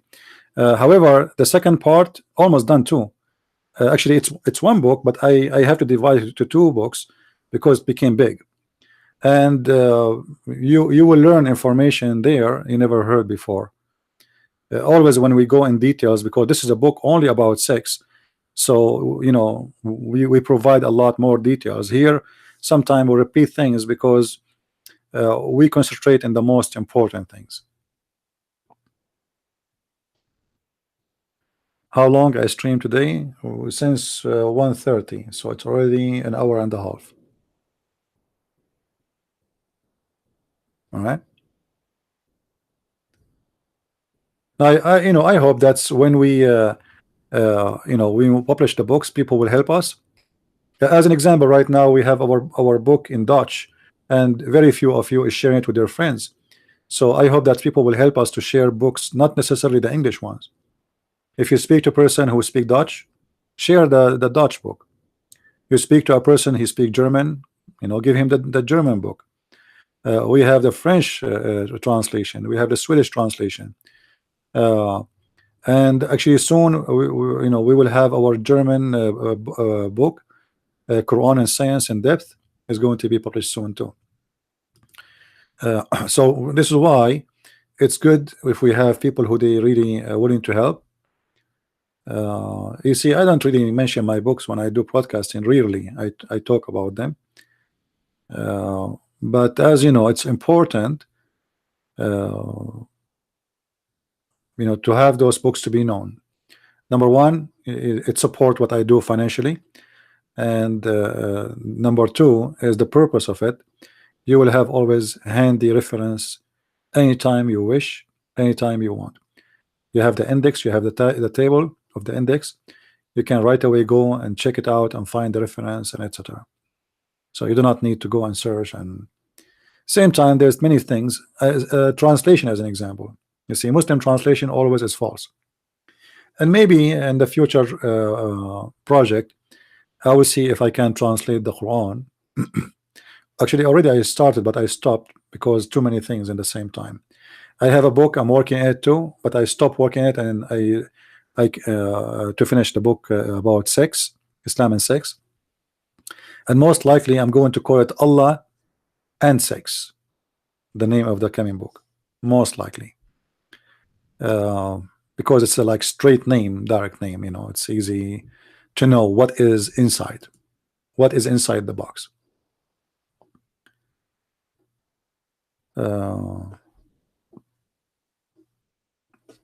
Now where is the guy who wanna call me?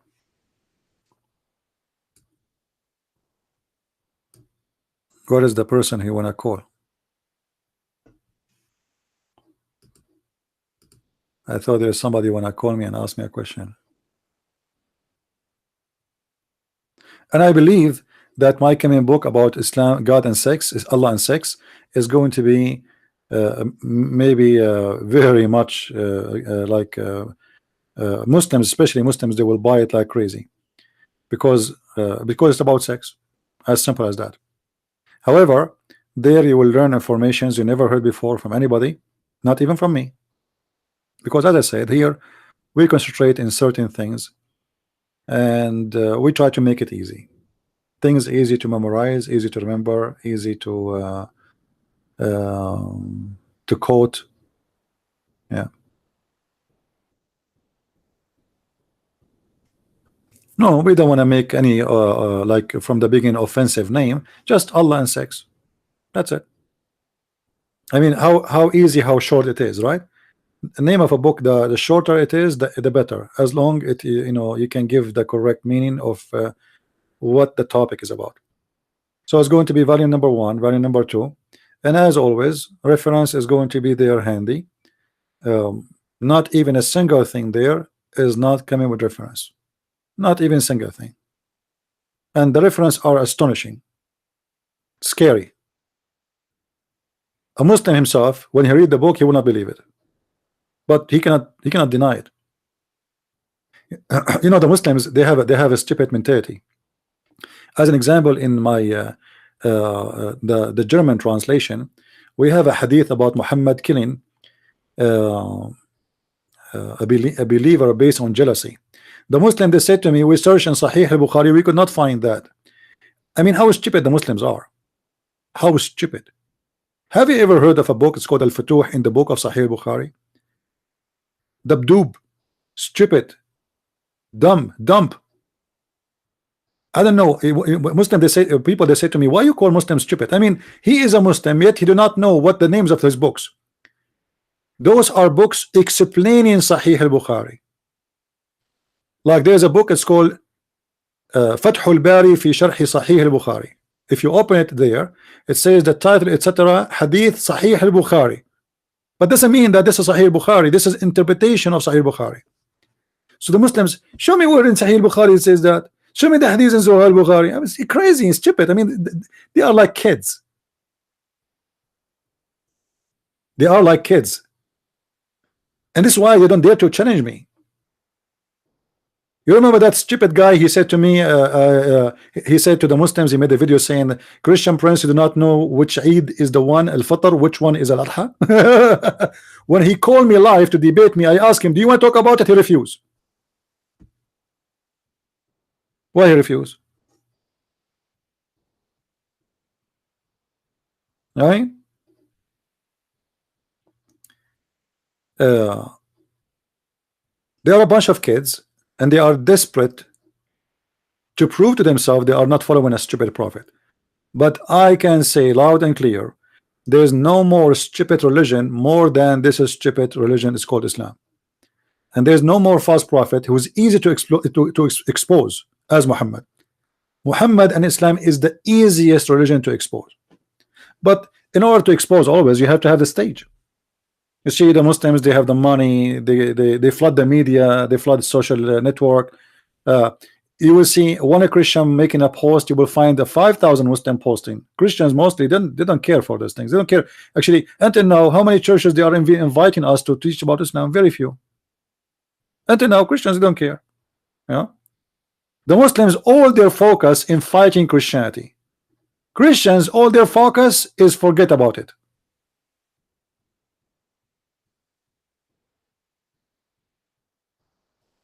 So you will find there's a guy, his name is a Christian Prince, and maybe other 5-6 people, they are fighting Islam. And the other side, we have 100 million Muslim posting against Christianity. This is the fact. But is Islam hard to expose? It is the most stupid religion. There is no way a person, he have a little brain, little one, you know, tiny as a brain of a bird, he can believe in such a cult. Just give him a chance to see, and you will see. This is why most of the Muslims who come here and they listen, they leave Islam. They argue with me, they fight with me, they call me names, and then they leave Islam. And that's very normal, because in the beginning he is upset. How you say that about my prophet? He never heard those things before. What he heard, that's Islam is an amazing religion. Like you get a professional deceivers. Like as an example, you see someone like Shabir Ali who claimed that he have a PhD, and then he speak in a Christian TV station saying the miracle of number 19. And in this station, you have a guy or Christians who is sitting there supposedly debating him, but they are not qualified, obviously, because you see the qualification to debate about Islam is to know Islam. When somebody mentioned to you a miracle of number 19, why you don't ask him, says, okay, show it to me? Shouldn't we ask him to show it to us? If somebody says to me there's a miracle of number 19 and he starts saying to me things, should we ask him count the words for us, count the letters so we can laugh? You don't. Muslims always, they debate people who they are not qualified. They choose their target easy. If they knew that this person they will debate, he might beat them, or there's a chance even 50% of getting Islam busted, they will refuse to debate. And if you are a person who knows a few hadith and they knew you will repeat them, this is what orders you have, that's it. This is everything you know. There's no surprises. That's it. All right, we have a caller. Hello. Hello, CP. Hey, my friend. How are you? Hello, my name is Simon. We have talked before. All right, Simon. How I can help you? You said that it was okay to ask question. Sure, no problem. And I think maybe this could be beneficial for others to hear as well. There was a new report released by Pew Research Center scientists, maybe 8 weeks ago. Have you heard about it? No. The future of Europe? Not really. It was about how the European Muslim population will grow until the year 2050. Okay. And they show in each country what it is today, 2016, and they show the difference to 2050. So they showed different countries. An example, in Sweden, it is 8% Muslim today. In 2050, it will be around 30%. They showed the example France, from 8%, it will be around 20%. And Germany, same numbers. Without going farther, let me tell you something. All those numbers doesn't count anyway, because as an example, what is the biggest population of Muslims in Germany? What is the ethnic? Do you know? Turkish. I'm not sure. Turkish, yeah. Turkish is the most lousy ever. No Turkish women in Germany wear underwear when she get out. So those people are Muslim by name, but how many of them are Muslims? You know what I mean? Yeah. They are Muslim, they count them as Muslims, and those studies are false. As an example, if you go right now and see how many Muslims in USA, and they count me as a Muslim, when the fact 85% of the Arab in USA are Arab Christians. Sure. You know so what I mean? I mean, if, so those if studies are you know, they are not real, because in Europe, my friend, there's nowhere people they register their religion, correct? Sure. Okay, how so we know how many Christians, how many Muslims, how many atheists? There's no way.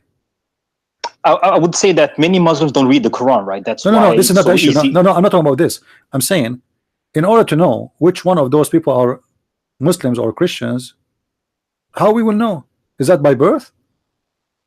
Yeah, probably. But even that is not right, because how they will know how many Christians in Germany coming from as an example from Syria? How do we know? You know? I guess they have their way. No, they don't have their way, because it's against the law in Germany, in Europe, to register the religion of the person who is asking for refugee or immigration. Sure. It's illegal. You cannot even ask him that question. Sure. You know, so there's no way to know. There's no way to know. All those reports are false studies. They have no base, and they knew that those reports they will let us say they will make there will be a big news. You know what I mean? It's just people seeking for some noise to be known. I write an article, I put it under my name, and then people they will start talking about it and make me a big noise. It's like a phone. But I don't believe in this news anyway. However, do Muslims have a higher population than others? Yes. This is true, but Muslims are not the only immigrant. They come to Europe and they have big birth rate. There's Hindus, there is South American, there is many other, you know. So all those studies I don't really care for. The Muslims you should count as those who they consider themselves Muslims and they are religious. Anything else is a stupid. But wouldn't you say that even if Muslims they don't know much about Islam, their loyalty should still be with their? There's many Muslims they don't care. There's many Muslims they are not even Muslims. You see, when we say loyalty, we talk about somebody is a believer, not somebody is his name is Walid. You know, many of them they make fun of Islam. You see, the first joke I heard about Islam in my life, it was from a Muslim. The first joke about Muhammad I heard, me myself, it was not from a Christian, it was from a Muslim. Sure. Okay, and he is from a very Islamic family. Like if you know his family, they are like a big name, you know. So a lot of Muslims they laugh at Islam. And I gave you an example. Like if I take you right now to Turkey, Turkey now is controlled by who? By Erdogan, right? Sure. Erdogan is a Muslim Brotherhood. Go right now, take a flight and go to Istanbul or go to Ankara or go to any big cities in Turkey and see the bars and see the naked women and see the prostitution and see where is Islam in that country. There's no Islam. They are talking about invasion to Europe, but they have no Islam in their country anyway. Yeah, I mean, they don't have the correct Islam, right? No. There's no Islam at all. There's no correct Islam. There's no wrong Islam. They have no Islam. They don't have Islam because Islam is, when you go when you see the Muslims in Turkey how they live, watch their movies, watch their TV, watch their night, their evening. Everything is far away from anything have to do with Islam. So this is the leftover of Islam. This is not the one you want to worry about. The one you want to worry about is Islam is like ISIS. The rest are not Islam. This is a joke. This is a joke. All of this is a joke. But at the same time, we saw also when they were these Muhammad cartoons, right? People, though they don't read the Quran, they were out, they're protesting. So my question, those are the one who protest.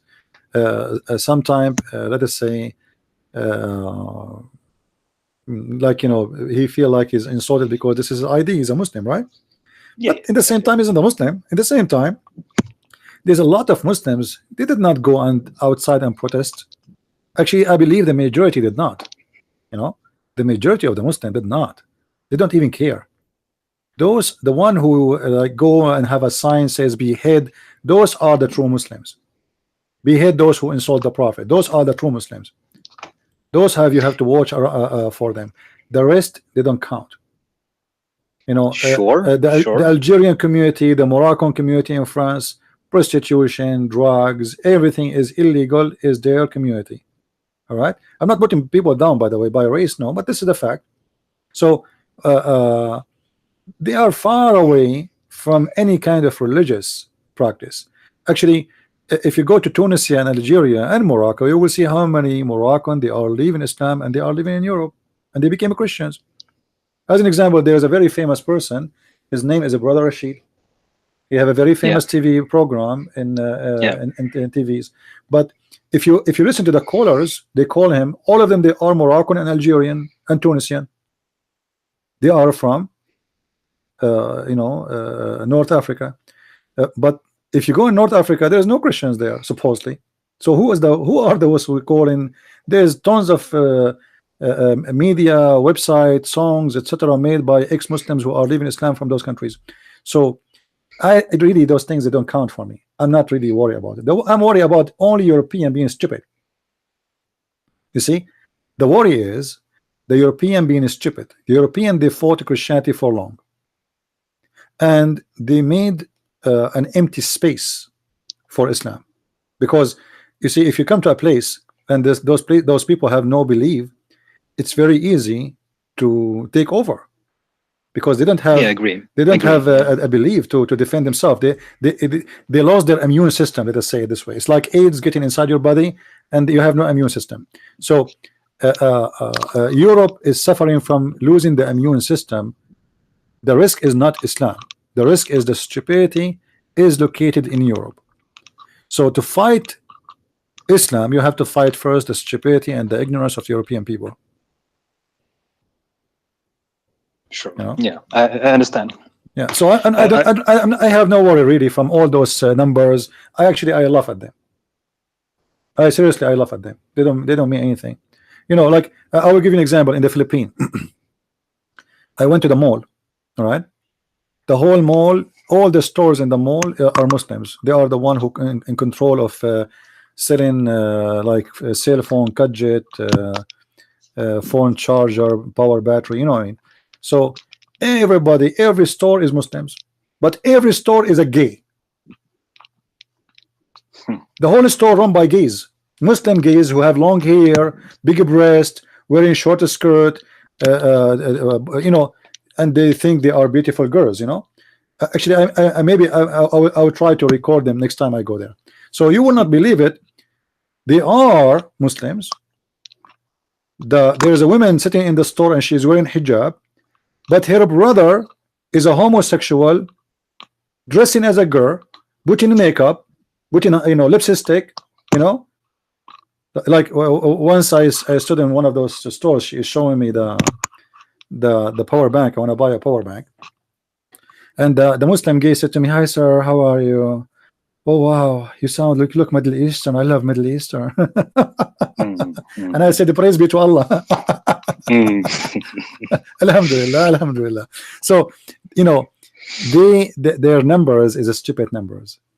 As an example, what is the biggest country in the world for Muslims? Do you know? Biggest population? Is it Indonesia? Indonesia. Do you know what Indonesia is? Go. They have nightclubs. The nightclubs in Indonesia in the size of a football stadium. You believe it? Yeah, yeah. If you see in the pictures, if you see the Muslims, Indonesia, the angry one, Allahu Akbar, they want to do, etc. But still, they are the minority compared to the population. So where is the Muslims? The Muslims, they are wearing a skirt. The Muslims are going to the nightclub. The Muslims didn't care for Islam. So, but still, always the one who will appear in the image is the one who plays himself as a religious, the one who speak out. The other ones, they just go and have fun and they want to live their life. They don't care. So in Indonesia, if we count how many Muslims there is between the Muslims, I might say maybe there's a 5% of the total Muslim population. They are Muslims. The rest are not. Let me respond to that, because I agree what you said. I mean, most of them are Coca-Cola Light Muslims, but that's my whole point. If you look at, example, Nazi, I think in Germany that time it was around 15% that was hardcore Nazi, but they are running the show because they are very radical, you know. So if you compare that to Muslim world, I agree with you. Maybe there are 5, 15, 20% that are true Muslims, like they agree with ISIS, you know. But the rest will submit with them. So all I'm saying to you right now, if they take over, if you allow them to take over, well, but how they can take over? I'm just going to try to formulate. Yeah, how they can take over? This is the issue. That's what I'm saying to you. It is what you need to fear is the stupidity of the European, because if they allow them to take over, then they will be risky. Yeah, but if a civil war comes, which side will they choose? You understand what I mean? Well, those who are Coca-Cola, I think they will choose the opposite. You see, let me give you an example. There's a civil war as we speak now in Syria. Sure. All right. Now, who is losing? Who is winning? Yeah, there are 35 groups fighting. Yeah, Islamic but who is losing? The Muslim Mujahideen, they are the one is losing, because and the Muslim Sunni themselves, they notice that the Islam is a joke, you know. So now many of them, they are against having Islamic State. Who is the one stopping the Muslims from having Islamic State in Egypt? Yeah, other Muslims, sure. Yeah, the Muslim Brotherhood, they won the election once, and then the Muslim themselves strike in the street. 30 million people went in the street. They want Islam out. They don't want Islam no more in the as a government. So they claim to be Muslims. They claim that to be believers, but yet they don't want Sharia law. And that is not that is the last to worry about as Muslims. A Muslim who don't want Sharia law is not a Muslim. You know what I mean? But let me ask you, like in the history, we have had several crusades, right? That means that Muslim can be activated and take their religion more serious with time, right? No. At that time, you see the when at the time Muslim of the crusade, Islam was different. Islam was in the stage of warrior, you know. Sure. Now there's no such thing, you know. So they themselves, they are rejecting. As an example, just yesterday, Iranian government announced that English language is forbidden to taught in elementary schools. Why? Because they notice that all the young ones they have after 40 years of Islamic government, they love the West. They love the West. Iranian, they don't want Islam, you know. And they have a revolution just last week, and they captured thousands of people, put them in jail. So after all the Islamic regime they have, they could not erase what they want to erase from their head and make them Islamic. They want to be Western. So the second the Islamic regime of Iran goes, I guarantee you Islam will never come back until maybe 200 years from now to Iran. Interesting. You know? Interesting. Yeah. So just give them a chance. You see, the best way to fight Islam, make Islam as a government. Then the Muslim, they will hate it. Well, you know, I have a radio show. I have it with brother Osama Daktok. I don't know if you know him. I said in the radio that Osama was upset when the Muslim Brotherhood they won the election. I told him I think this is a good thing. He said, "How? Do you know what they would do to us in Egypt? Because he's from Egypt, right? He's a Coptic." Yeah. I said, "Trust me, the best way to make Muslims see how stupid Islam is and how ugly it is, make them take over religion, over the government. When Muslims is giving you speeches about morality and good things, people, they can believe. I mean, he is not in charge, so you know, maybe Islam can, they say to you, Islam is the way of life, right? So now those Sure. people, after long depression of being unsuccessful, they decide to give their government to the Muslims, hoping that those are the one who are the moral, the good ones, the religious, the mullahs. Okay, we give them the government for 1 year and we find that they are the most corrupt people ever. That's it. Islam is gone. Nobody wants it no more. Every TV station right now in Egypt is cursing the Muslim Brotherhood. You know, before nobody do that. Never. Interesting. Yeah, now they became number one enemy. Number one enemy. Imagine. That exactly the best way to fight Islam. As long you are not in charge, like I can give you a lecture about being good, as long I am not in charge, because there's no way to judge my fruits, right? Yeah. You know, there's no fruit to judge. I can make speeches from now until tomorrow. Make them in charge. Who is? But let me ask. Let me ask you a follow-up question on this one. Yeah. Why did Muslims? Sure. Sorry. Yeah. Who is the one who stopped the Muslims from taking over Algeria? The Muslims. Tunisia. The Muslims. Libya. The Muslims. Okay. So you know, I mean, you name it. Where is the Muslims are able to govern? It's not America who is not actually. Obama, he sponsored the Muslim Brotherhood. Yes. You know. Yes. Yet the Muslim themselves, they don't want. So there's two kinds of Muslims. There's Muslims who they are Muslims by name and they hate Islam and they don't want Sharia law. They want to music, they want to dance, they say they are Muslims, they say we are believe in Allah, etc. Shish kebab. The true Muslim is somebody believe in Islam as the way of life. A Muslim, he want to go to the nightclub, he want to smoke, he want to have a freedom of speech, he want to say whatever he want. A woman, she want to dress as she wish. This is not a Muslim, even if her name is Fatima, whatever she call herself. Those are not my worry. The worry is from those who really are real Muslims. The rest are just numbers. Right? Yes. Yeah. Like you know the story, you know, very well about Lebanon. You know when the numbers increased, those who were radical, you know, they were pushing for a civil war, right? Lebanon was a Christian country in the 40s, right? Yeah, but 1940s. Yeah, but you see, in Lebanon, what would you say about that then? Yeah, Lebanon has a different story. You see, sure. Can I hear it?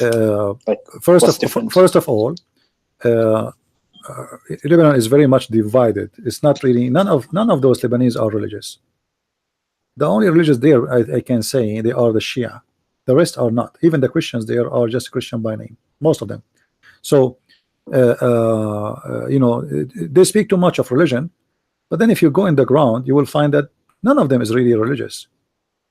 The Shia, because of Iran, the involvement of Iran and the money of Iran, they were able to establish what is called Hezbollah, something organized as a Shia. Otherwise, the Shia are very lousy too. So all the religious groups in Lebanon, they are lousy, including the Christians. They are, most of them, they are Christian by name. Same as the Muslim Sunni. You go to the Muslim Sunni district, women, they are wearing bikini and they are in the bar and etc. But yet they claim to be Sunni. Shia, you know, Shia are very lousy too. So Islam became let us say it's a political game more than it is about religion. It is a game. It's a dirt of politics, and none of them is religious. All the groups there, they are not fighting for God or have nothing to do with God. It's just a dirty game, and the country is full of corruption. You know, everything is upside down, and the one who speak about God in the morning, he get drunk at night. He give you speeches about how to be a person of dignity, and in the afternoon he do mut'ah. So all of them are the same, sure, including Hezbollah. So Lebanon is a different story, and the population in Lebanon is not really because the Muslim took over, but because the Christians, many of them, they are immigrating overseas.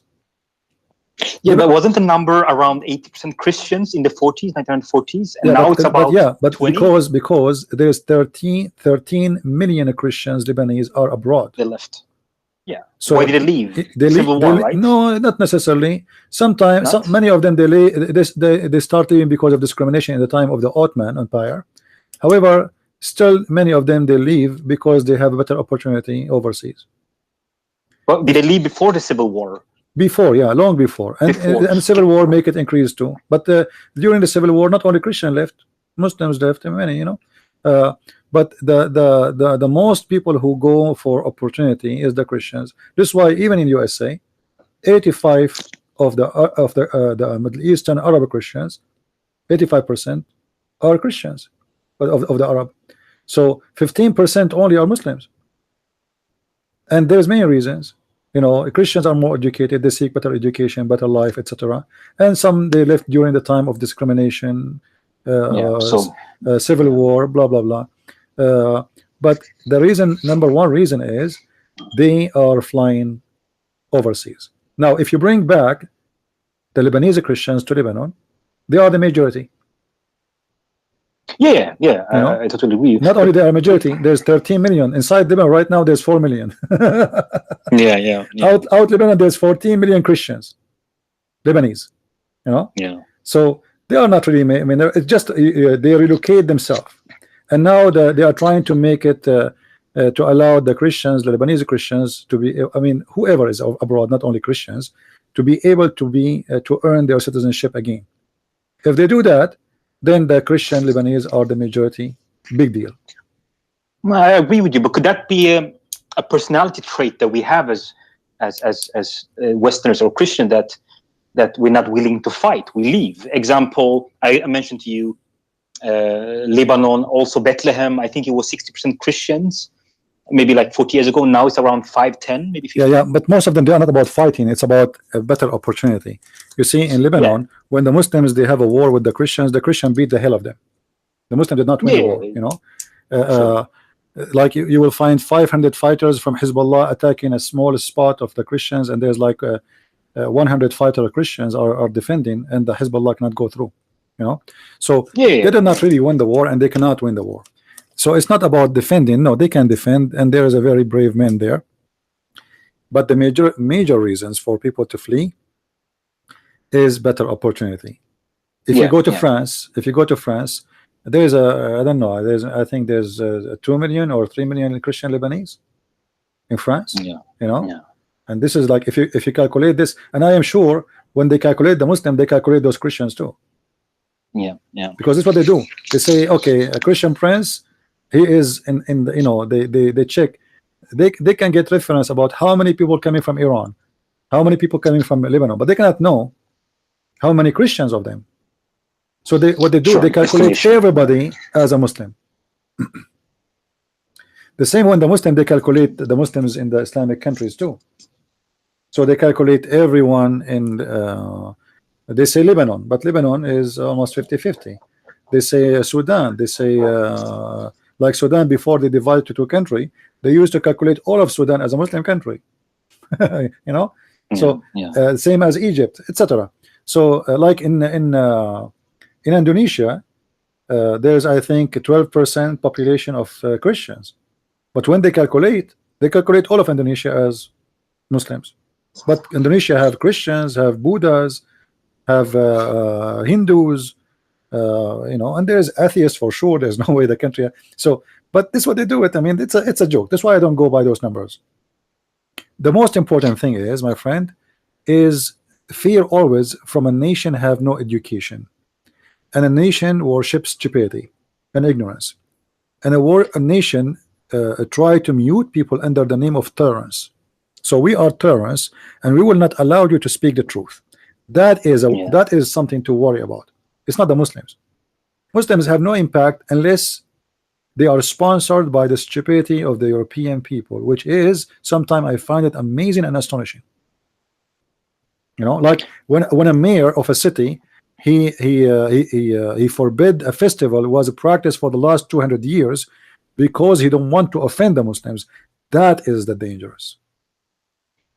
See, it's not the Muslims who's forbidding you. It is the stupid European atheist who is doing in advance what the Muslims wish to have willingly. Willingly. So it's not the Muslims really, it is the stupidity in the West. We need education. We're definitely playing with fire especially in Europe. Well, there is a fire already. They brought the fire to themselves, but the fire sometimes it can go big and go small. As an example, in France, in the New Year Eve, there's 1,500 cars were burned. Oh wow! We're talking about literal fire now, not metaphorical. And I guarantee you, it's burned by Muslims. You know, so they are suffering already from having them. The Muslims in France, I think the percentage of Muslims in France in jail is like 35%. Yeah, it's high. It's very high. So we are talking about numbers of people who they are living there, but the fact they have a low education, they have a high crime, etc. So they don't present a good part of the society. They present the lowest part and the savage one.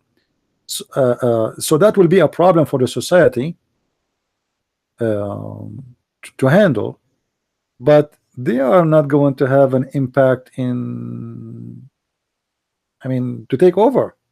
There are people of jail. They are in jail. I mean, you go to jail, it's full of Muslims. Yeah. You see, in the Middle East, you go to university, you will find the Christians inside the school like 60, 70, 80%. And then you'll find the Muslims are the rest. But it should be the opposite. If the Christian in this country is 10%, we should not have more than 10% of the proportion is weird. Yeah. So the Muslims are the one who clean cars, the Muslims are the one who clean shoes, the one who work, they are, and the Christians are getting higher education, etc.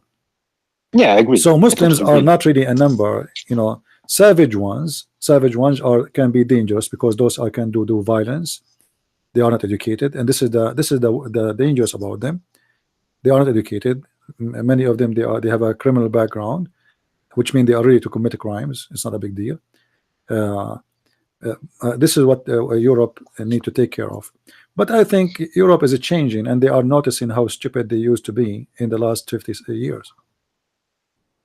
There's many things is changing in Europe. Can you give an example? I'm saying Europe is changing. Like now we see countries are forbidding Muslims totally to enter their country. You know, like right now there's 2 countries in European Union. They are saying clearly, we will not allow one Muslim refugee to enter our country. Yeah, Poland, Hungary. Yeah, this is a big change. This is not Europe. Yeah. Europe was not like this. So there is a change, and this change is increasing. This is why the one they called them the right wings are winning elections. Right? They call them right wings, but the fact they are not really right wings. I mean, this is the name they give it to them, but they are. What is the reason? The reason is the stupid behavior of those governments for the last 50 years. Yeah, I agree, and I mean, I like your example that you said that basically the West or Europe, whatever you want to say, is like a body, and Islam is like a virus, an idea, right? And the problem is the defense mechanism, which is example the left.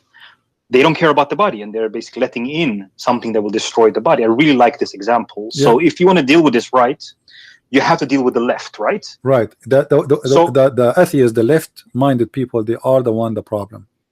Yeah. So my question is like this: if you take a look at, I have a friend from Iran, and this friend to me explained how the Islamic Revolution happened. Maybe you can correct me if I'm mistaken here, but those that we call radical Muslims, they're just true Muslims. They were working together with the left, the Marxists, the atheist Iranian, and once they overthrew the Shah, what happened is that the real Muslim, they started to persecute the left. Yeah, this is stupidity, because they thought they can be partners, but you cannot partner with the devil, you know. And this is exactly even the French government. They are the one who sponsor Al Khomeini. You see, just last week, Macron, or I call him Macaroni, he went to Iran. After all what happened in Iran, why he go to Iran? They are killing their own citizen, etc. He went to Iran, shaking hands with them, because they are with them in the bed. They are the one who was behind the Islamic Revolution in Iran. Because it's about money for them. You see, everything for European left is money, is business. George Soros, you know, this is the man behind all the madness in Europe. Money. He is he have his empire.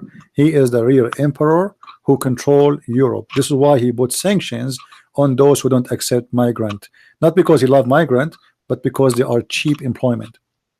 You know? Yeah, I agree. Why he want to spend 4,000 for someone like you, 4,000 euros at least, and then he pay for health insurance and blah blah blah, but he can get someone for 500 euro. You know? Yeah. And he hire him from behind from the back door. He don't pay him anything. You know?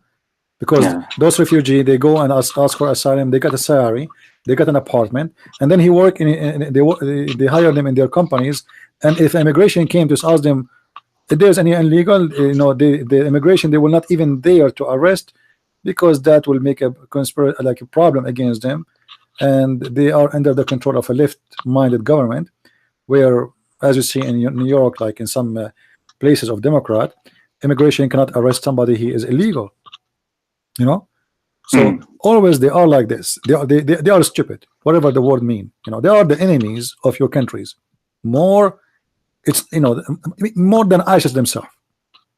Yeah, I agree, because they should defend the country, right? They don't. No, actually, they are the one, because they are the one who have the keys, and they are the one who smuggle your enemies too. Yeah, they are more dangerous than the enemy. The enemy, you know him. Those are those are your own citizen, but they are the one who smuggle ISIS in. You know? You know, Trump, he said 6 countries we will not allow them to get in, but Obama, he signed the same order, the same exact 6 countries. Nobody complained. You know, so they are hypocrite and they are stupid and they are mad. Obama signed the same order, nobody complained. Trump, he signed it, everybody went crazy, and he is racist, he hateful, he is Nazis. They put the mustache of Hitler in his face just for the same order Obama he did. Exactly. Yeah. So this is the problem. The problem is we have the left. Those are the real enemies. Those are the real enemies. They are mad, stupid, donkeys. Let me ask you a follow-up question on that.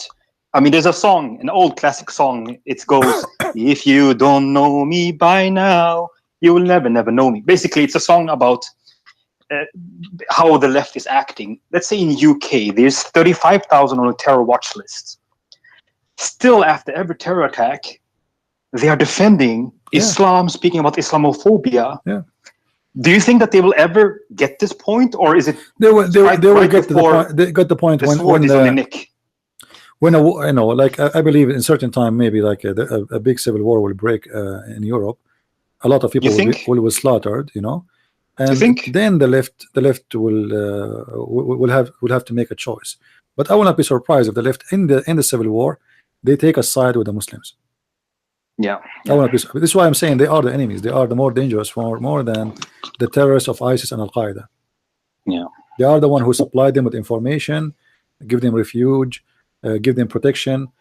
Go and see how many movies made in the war about the war in Syria by the left, making ISIS as if they are the heroes who they are defending civilian. You know, I met actually 2 of them myself in Asia, and the reason I met with them, they were asking a guy if he knows somebody who speak Arabic very well. So he asked me, "Can you help us?" I said, "Sure." On what? He said they are making a documentary, so everybody want you to watch it and see if the translator already they have a translation. But they want to be sure, like final step, that it's fine. No, there's no wrong. So I watched it. I said, "This is a joke. This is this is Al Qaeda. Do you see the sign in his chest? You know, interesting. Wow." He said, "Are you sure?" I said, "Yeah." This is Al Qaeda. What are you talking about? You know? Oh wow. Yeah. So they are making a documentary about them, speaking about them as heroes, and they are the one defending the country. And the funny, they are against the one who is one of them. The Assad is not religious. The Assad considered to be left like them. So they are siding with Al Qaeda against somebody. He allowed women to drive, allowed women to wear bikini, allowed women to dance. People, they can drink. So they are siding with the one who will beat women, chop heads, cut hands, against the person who is totally the opposite. But there's no logic of those left people. They are sometimes I believe they are kind of possessed. You know, they, It's hard to believe how they behave. It's sometimes beyond imagination. No. Yeah, they will be persecuted later, and they are being. Yeah, but they are, but idiots. don't waste your time. They are stupid. They are not listening. Like those two guys, after all what I said to them in that meeting, still they want to publish the. Of course, yeah, of course. Nothing changed. So those people are killing Christians, they are killing atheists, they are killing gays. What do you say about that? He said, well, you know, we are making a documentary about the Civil War. I said, this is about the Civil War. How come you don't show what they are doing then? Yeah. If you are making documentary, this is the documentary. Why you don't make documentary about how many churches destroyed by them, how many gays are thrown from the top of the building? You know, aren't you an atheist? Yeah. Don't you stand for the right of the gays as you claim? None of the in the documentary is speaking about one negative thing those people do. Yeah, this is the big betrayal by the left. Yeah, and and it's unforgivable. Which country do you think is a big risk of having civil war first? Or I think civil war is going to break in Europe, all of it, not in one place, but it might start like in certain places, like in France. France became very trashy country, you know, very trashy, very uncivil, and there's no French people in France. Yeah, you know, there's no French. You go there, you'll find people from everywhere, but nobody is from France. And it's not important to be French, you know. It's like you see, when a country loses the sense of being proud of their own flag, it is the time to get ready for something to happen. If you live in a country, you go to jail for saying I am proud to be French or to carry the French flag, and then you are praised for carrying a Palestinian flag. That's mean the country is not your country no more. Yeah. You know? So it's going to happen. I believe in England is going to happen too, but in England is going to be different. I think if it happened in English, the England is going. The English people, they will finish it very fast, very firm. But the French are lost. The French. You think they lost? They are, yeah, because they are the society is very much atheist society. I see. Even churches, government, they control them. They go to the church and they watch what you say. It's, you know, they claim to be a civil society, but I find them after I learned about this, the French system is kind of communist. So you open a church, but you don't talk about your religion. They want like it's the church is an interfaith place where everybody is welcome, and you don't speak about anything except stupid things. So you know, in your church, you cannot say gays is wrong. You cannot say Islam is wrong. You cannot say what. So what is church for? Did you hear what Sweden did about a month ago? No, they took away God. They, instead of calling him, they put some gender neutral. Did you hear about that? The church. So what is left? What is left in the new yearly book? Yeah. What do you think about Sweden? What is the future of Sweden? I think all those countries are going to suffer badly because not necessarily because of Muslims. When you have immigrant more than the population, the country is not a country no more. You know, you yourself, you will be the immigrant soon if you are from Sweden. If you are a Swedish person, originally from Sweden, you yourself, you will find yourself a foreigner, because a foreigner is when he is the minority. You know, so they are bringing people from everywhere. I don't care really. I'm not talking about Muslims. There's a lot of Christians in Sweden from the Middle East, immigrant, right?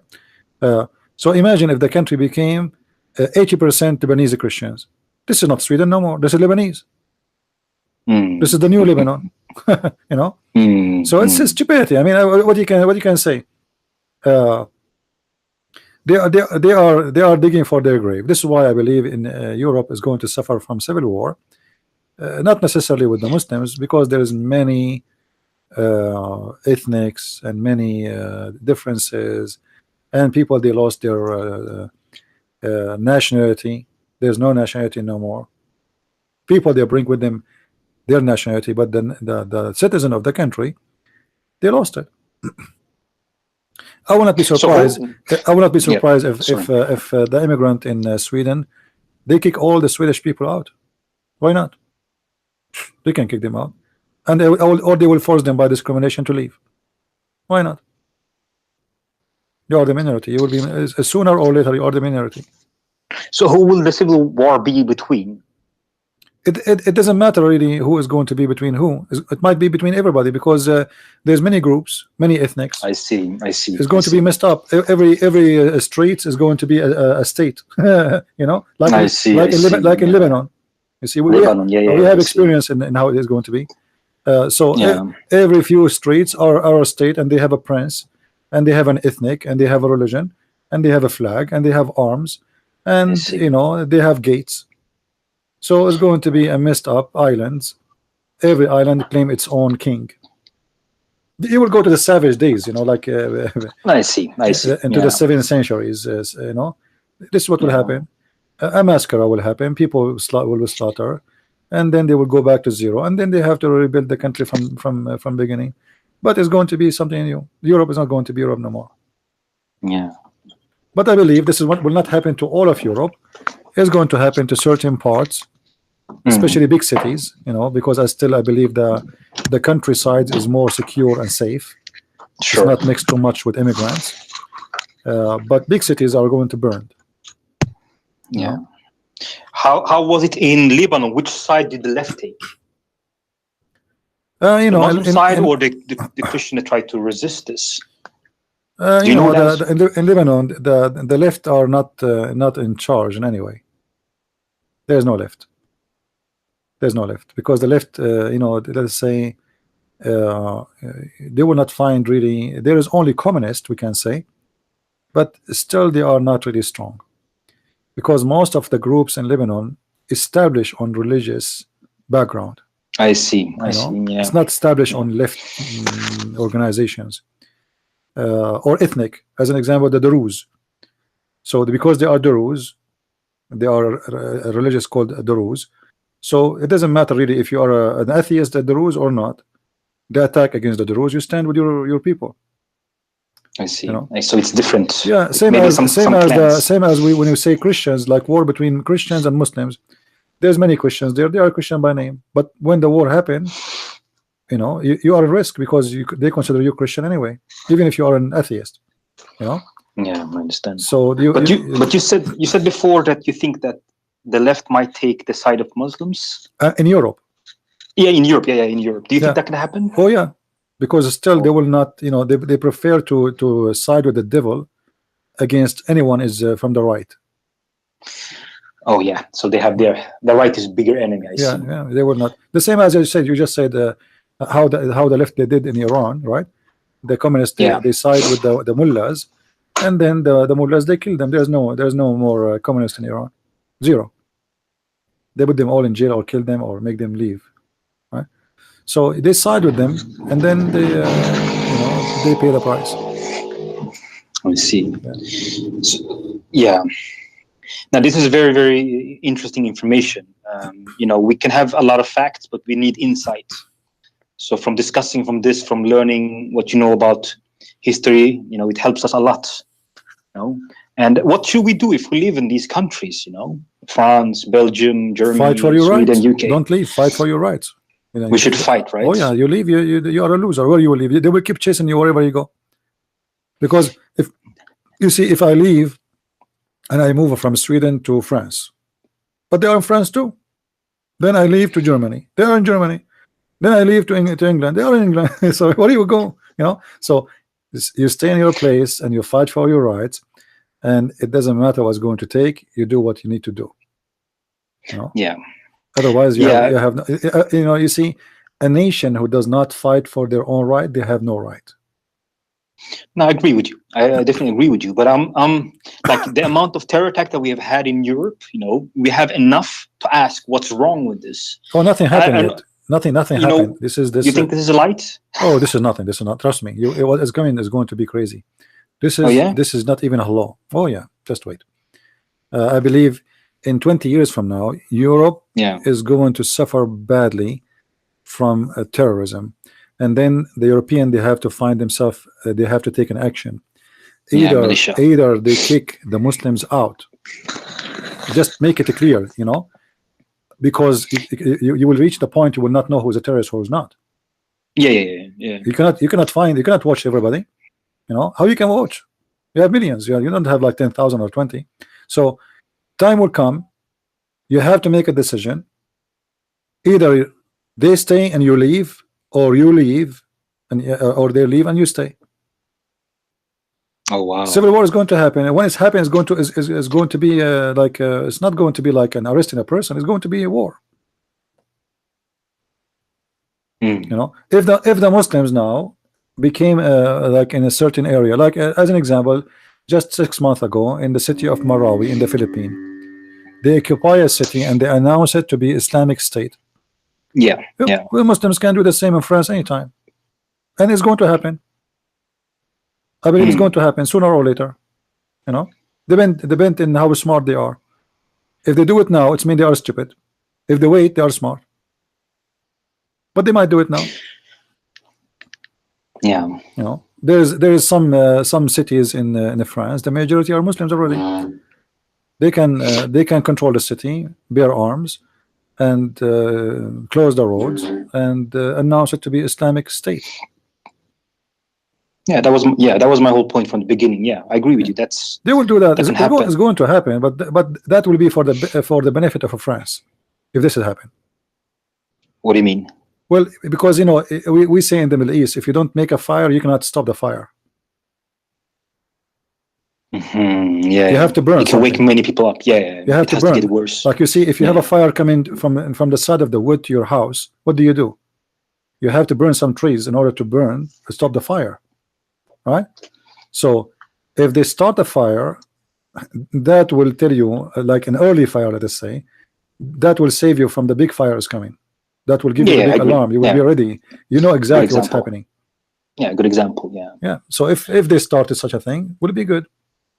The same as in Syria. Like now, the Muslims, they started a big fire in Syria, not a small one, but they lost it, and they lost it for a very simple reason. They made a wrong calculation. They forgot there is a big number of Christian Orthodox in Syria, and the Russian, they will not leave them alone. They forgot the Shia, they will defend the Alawi in Syria. They forgot that America have no friends, and they are with you today. Tomorrow they will have a new president. You know, those countries, they are not like like Russia. You know what I mean? It's like they don't have a stable politics. The new president, he can switch 180 degree from the previous one. So they made a wrong calculation, and everything went upside down. So now they wanted to establish Islamic State in Syria. What will happen is the opposite. It's going to be a very civil state. Islam have no place in it except by name.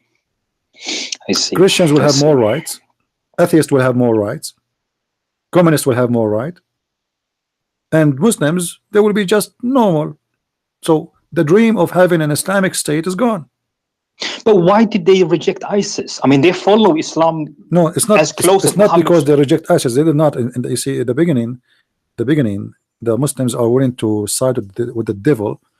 And ISIS is considered as part of them anyway. For 6 months. In order to get rid of the Assad. I see. But then, you know, as usual, the Muslims are greedy and they kill each other. You know, as usual, nothing changed since time of Muhammad. So they start killing each other. You know, and then the Russian came. You know, the Muslim, they made a very clear mistake in the beginning of the war. They announced that this is a religious war. A religious war, this is jihad. That means we are going to kill the Christians, or they have to pay jizya. And the Christians in Syria, majority of them, they are Greek Orthodox. Greek Orthodox, they have a full support of the Orthodox Church in Russia. I see. The war actually, the war in Chechnya, which is happened long time ago, happened because of the Greek Orthodox in Syria. You know, the Russian attack Chechnya, which was part of the Ottoman Empire at that time, in order to force the Ottoman to stop killing the Christians, Armenian and Christians in Syria. You know, so the Russian always, they have a relationship, strong relationship, and this is not the Soviet Union no more. The church there is very powerful now. Putin is a Christian. Church there is almost in full control of the government. So it's very important for Putin to go with the will of the church. So when the Muslims announce a war of jihad against the Christians and the Alawi, that means the Christians in Syria, they have no more place. Syria is going to be Christian free. So they have to make a choice: either they let them die, or they defend them. America was defending, arming the Muslims, the terrorists. Russia was defending the Christians. This is what happened exactly. So the involvement of the Russian army in the war changed everything. No, and that for the good of the Christians there. Right now, Russia is going to have a base in the middle of Syria, 2 bases actually, and that make the Christians there feel very comfortable. They are not worried about any more threat from anyone. Who there? Nobody there. No? Yeah, no, I agree. It's I think ISIS, they did a big mistake. Same with 9/11. They were too early. They should have waited 30, 40 years from now to declare, Islamic State, because the numbers would be different. Now what they did is they waken up a lot of European, a lot of Americans, a lot of Australians. They came now we know that they came to the bear and they hit him with a needle. Yeah, they should have waited, because 9/11, it's so sad, 3,000 people died, but now the world wake up, and if they haven't wake up, at least thanks to ISIS, now many Muslims have left Islam, and at least infidels. Now we know there's something wrong here, So see, maybe all those people, they are listening to me now. All those people, they are listening. Sure. It's just because of 9/11. Because of 9/11. Yeah. If not 9/11, I used to open my chat room in Paltalk. How was before. it? Nobody come. Nobody. I see. I get 10, 15 people. Nobody come. If I speak to an American room, they bounce me. They get out. Right away, they say to you, "You are teaching hate." 9/11 happened. The day after, I have 300 people in my chat room, which is the full capacity. I cannot take no more. This is the maximum. It was 200. I order a club room, which is like you pay money, you make it 300. So a day before, nobody want to listen. Nobody care. And even after 9/11, I have a lot of a problem with the Western to convince them that this is an evil religion. Oh yeah. Because until now, you see Christian, they say to you, "I have a Muslim friend. He's nice. He don't do anything wrong. You are teaching hate." I mean, we show them the evidence. After how many, if we say right, just last week, how many Christians get killed by Muslims just last week? I have no idea. Well, just in Mali, they behead 16 people. In Nigeria, they shot 14 farmers. They killed I think 12, 13 students. I mean, this is just in one territory in Africa. So this is how, like, every day there is a terrorist attack somewhere, every day, and the target either Christians, like in the Christmas day in Egypt, they attack a church trying to kill as many. They killed I think 13 or 14 people in Egypt. But because it became normal news, nobody count no more. Even against Muslims, the Muslims, like how many Shia killed last week because of the Sunni. Sunni killing Shia, Shia killing Sunni. How many Sufi? This is a disgusting cult. This is why I'm not really worried about Islam as Islam, because Islam, it kill each other anyway. You see, there will not be a one unit to control you. There are many groups. They themselves, this religion is self-destruction. And this is one of the reasons I'm not really worried about Islam as much. I'm worried about the stupidity of your own citizen. Otherwise, Islam is going to destroy itself. It's going to create a lot of damage. Islam right now, who is fighting in Syria in the ground? Yes, there is Russian, there is a Christian Syrian. Yes, but there is a major fighters from the Shia and the Sunni. 35 Islamic groups. Yeah, but the major fight, the major bloodshed is between Shia and Sunni. Sure. If you go and watch the videos of the Muslim Sunni, they aren't speaking about killing the Christians. They forgot about the Christians now. They want to kill the Shia. They want to kill the Iranian. They want to kill the Shia. They want to kill Hezbollah. they are not the enemy of the Christians no more. Not because they don't hate them, no, but because they forgot about them for now. Yeah. You know? Yeah, they're a more important, dangerous enemy, more than the Christians. So they focus in the Shia right now. So this is why I'm saying Islam is a threat only for itself. Which country is called Islamic country is not facing the threat of Islam? Islamic country are facing the threat of Islam. Islam is a threat to Muslims before anyone. Algeria. Do you know how many? Go right now and search on Google. How many die because of Islamic attacks in Algeria? More than 1,700,000 in Algeria alone. You know, Muslims killing Muslims. So Islam is a threat for everything, and they will not dominate. They will not take over. They will just destroy. Yeah, I agree with you. I mean, they cannot hold what they. They cannot, because even if they hold, as an example, I will give you an example. There's a city in Syria. It's called Idlib. So many Islamic groups, they attack the Syrian army and they took over it. Okay, now we are all taken over. All of us, we are Muslims, but now it's time to divide the cake. You know. So what we start doing, we start shooting each other. You know. So we take over, all of us. Then we kill each other, and now the Syrian army is taking the city again. Yeah. Because they start killing each other as usual, fighting over the booty, money, you know, and then the enemy will go back and take what he lost. So Islam is a self-destruction religion, and it has no future. Is that what happened in Spain, Andalus? They start to fight among each other? Exactly. The Muslims, they occupy Spain for a long time. 800 years. But and then the Spanish, you know, I'm so proud of them. They were able to take their land back, but they took it when the Muslims was fighting divided with each other, as usual. Yes. You know? Yes. Everybody, he make his own state. As I told you, they will make state. Every prince, he will make a state. He will have some soldiers. It's not under one king no more. It's not under one ruler. They are very much divided, and they will lose. Like ISIS, you know, they announce a caliphate and they have a big land, but what the first they start doing? They start killing Al-Qaeda. Yeah. Why? Because Al-Qaeda is the only threat for them. They are in competition in the business. You know, they are in the competition. Like we have now two groups claiming to be in the Mujahideen. Let us say the big names. So ISIS, they knew that Al-Qaeda is sucking a lot of recruitment, which can come and join them. So what we can do? We should make them look like Satan, and then we convince the Muslims that those are the wrong group to join. So we go in war with them, and Al-Qaeda was doing the same. You know, this is Islam. Yeah. This is why I'm not worried about this cult, except it's going to be destruction for some countries, but they will not take over anything. They are not qualified to take over anything.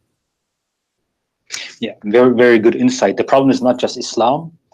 I mean, we think it's the left, but it's not also just the left. It's the weak right. Example, in Europe, like everybody is being subjective, Marxist. You know, the left are basically destroying their own country. So with every terror attack, you said 9/11 or ISIS when they erupted, you know, people are waking up. So maybe the right is too weak, and we need to make the right more stronger. It's going to change. It's going to change. You know, sometimes it might be, but you will notice that there's many outspeaking people. They are going up in public. Things is changing. But our government is against us, CP. It doesn't matter. They are going to collapse. At the end of the day, government is based on election. So one day they will find themselves they have 0 vote. I see. You know, people they can listen to you, keep believing you. And then you know, the first time they consider it a mistake, but it was not a mistake. It was a stupidity. Second time, third time, fourth time, then no, they will not believe in them more, and they will lose. This is why you will see in the European Parliament now the numbers of those who nobody heard of them is increasing. Those who nobody want to listen to them, they are getting bigger. Yeah. You know. Yeah. Same in France. So things will change. I'm very sure from that. And the biggest change will happen when the Muslim they make something big in Europe. You know, like you mean attack? Big, something big. They might take over a city, make like what they did in Marawi, you know, make Islamic State. Something big will happen. I'm sure it's going to happen, and that will be the biggest change in Europe. It's going to happen. You see, people do not notice what's happening.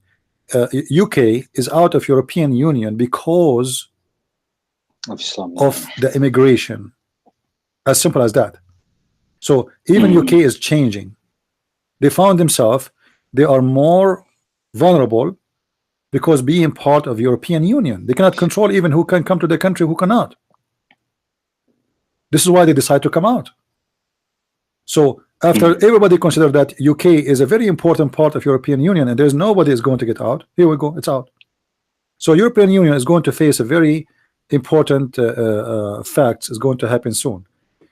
They will find themselves either they are willing to sacrifice everything to keep European Union and keep immigration coming and Muslims coming, or European Union is going to collapse and every country is going to close its border and they will have their own civil war.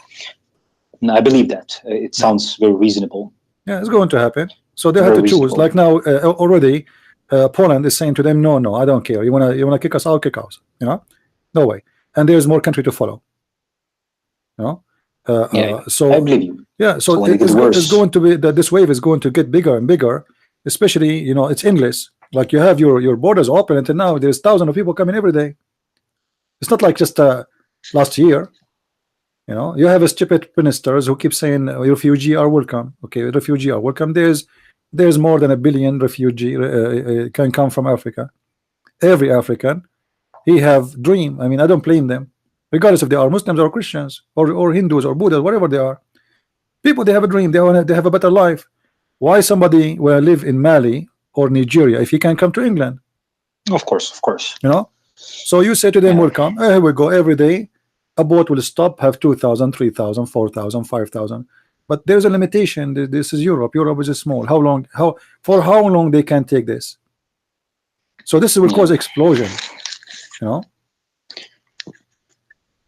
So when it comes, let's say 20 years, when it get really bad, do you think that Europeans will go back to Judeo-Christian values and more people will become more religious? I don't know what is going to be about religious, but I believe they will go back to their sense of logic more than just a religious. Sure. About this is my land, this is my country, this is wrong, this is right. Patriotic, They will try to start seeing things as it is more, and this is the important. Sure. But being a believer, this is a different story. But as I said, the change have to happen from inside, not outside. And it's happening. It's happening. Let us see. Let us see how long it's going to take before the Muslims announce an Islamic State in France. You know, we will see. If they announce that, then a war will happen. The French army, they will find themselves, they have no choice but to demolish the city, take over it, and then suddenly the left, they will find themselves look like a fool. Yeah.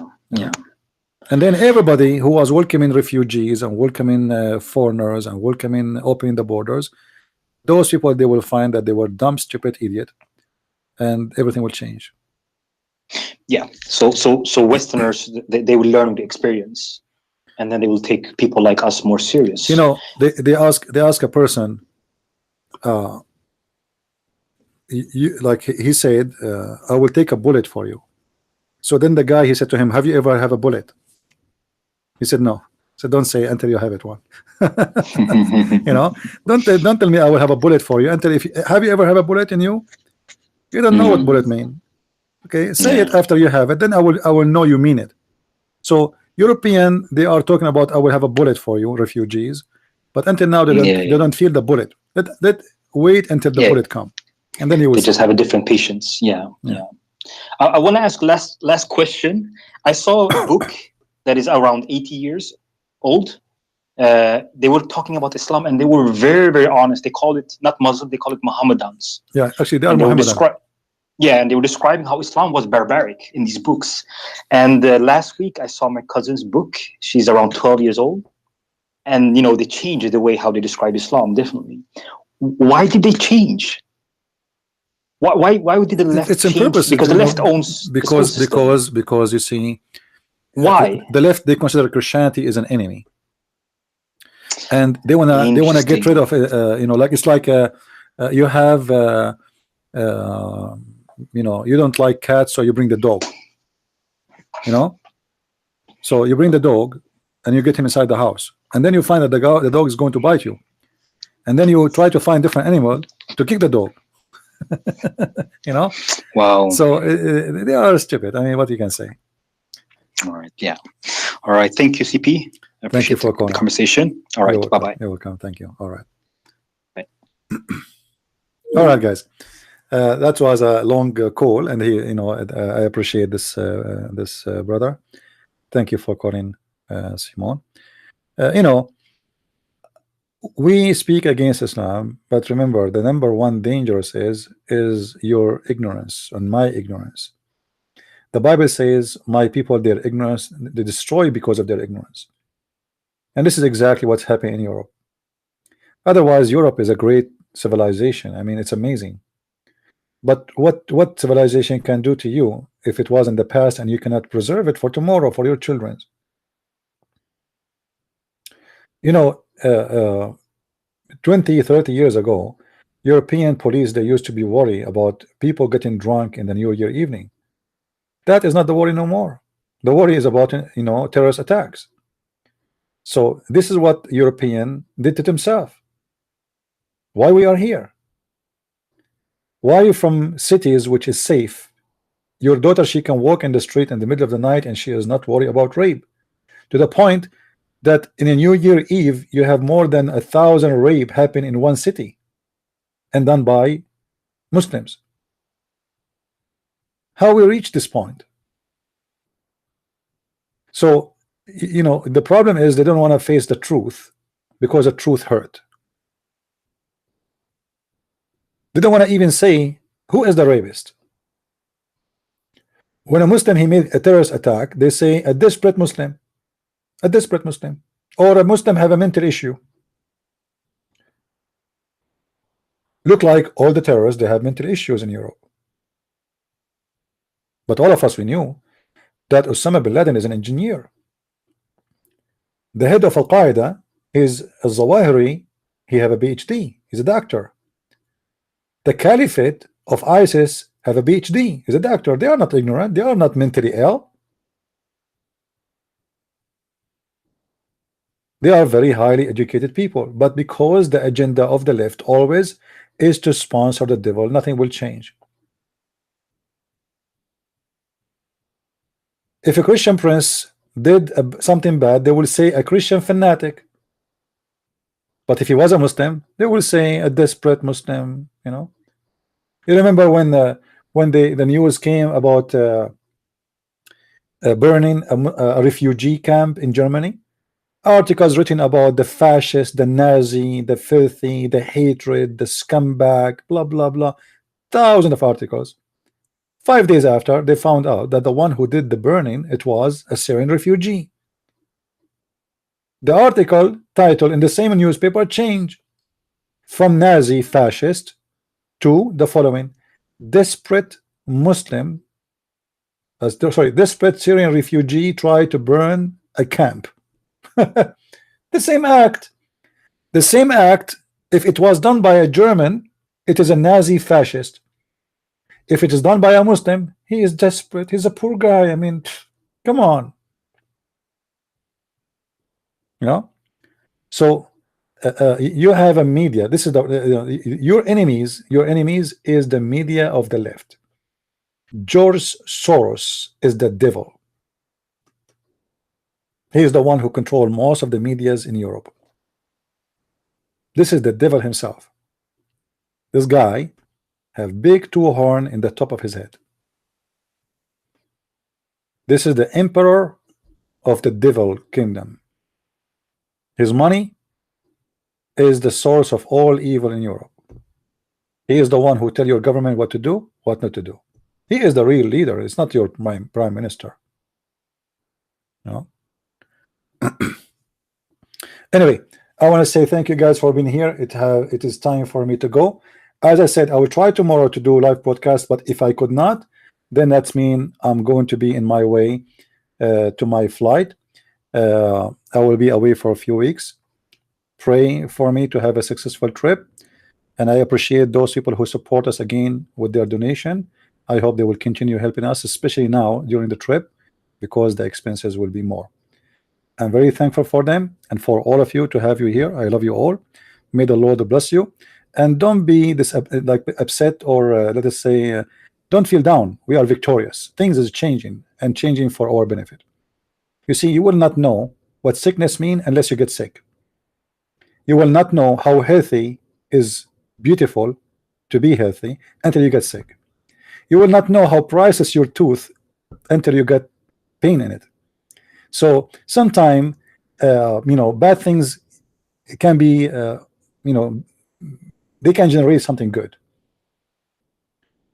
Bad not always is, it's happening for a reason. So the bad will not make me weaker, is going to make me stronger.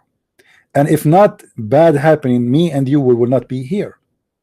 We will not be using our brain and thinking deeply and trying to find out how we can do better. So even the bad can be a motivation, encourage us to do better and to be better people. So bad will never make me feel down. If the Lord is with me, who could be against me? So stay with your faith, be faithful for your Lord, and be truthful with yourself, and be brave, and don't be a coward. If you don't defend your rights, you have no rights. If you don't stand yourself, you are not exist. For somebody else will speak instead of you speak. If somebody asks you your opinion, say it. If they do not ask you for your opinion, still you say it, because your opinion should count. Don't be a person who watch and say I don't care.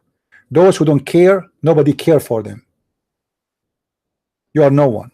You are just a number. Sooner or later you will die, and they will put you in a box and they will bury you. Speak. You will not live more than you will live. So don't be worried. You will die once. Either you live with honor, or there is no need for such a life. You see, many people, they say to me, don't you worry about what you say, they might kill you. Okay, kill me. I live and I'm happy with what I did. I don't want to live all my life until the last day as a coward, as a dog.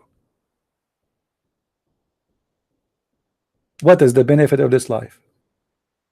Nobody will remember you. Nobody will even mention your name after you die, because you were no one. You were a coward. You were a person who hide under the bed, a person who don't say the truth. He don't deserve to be part of it. You have to be part of the truth, so you can be remembered by the truth. And the truth is what our Lord, he said, I am the Alpha, I am the Omega. And the one who is the Alpha and the Omega, who can be against him? History, it repeats always itself. And I believe people will come to Christ sooner or later.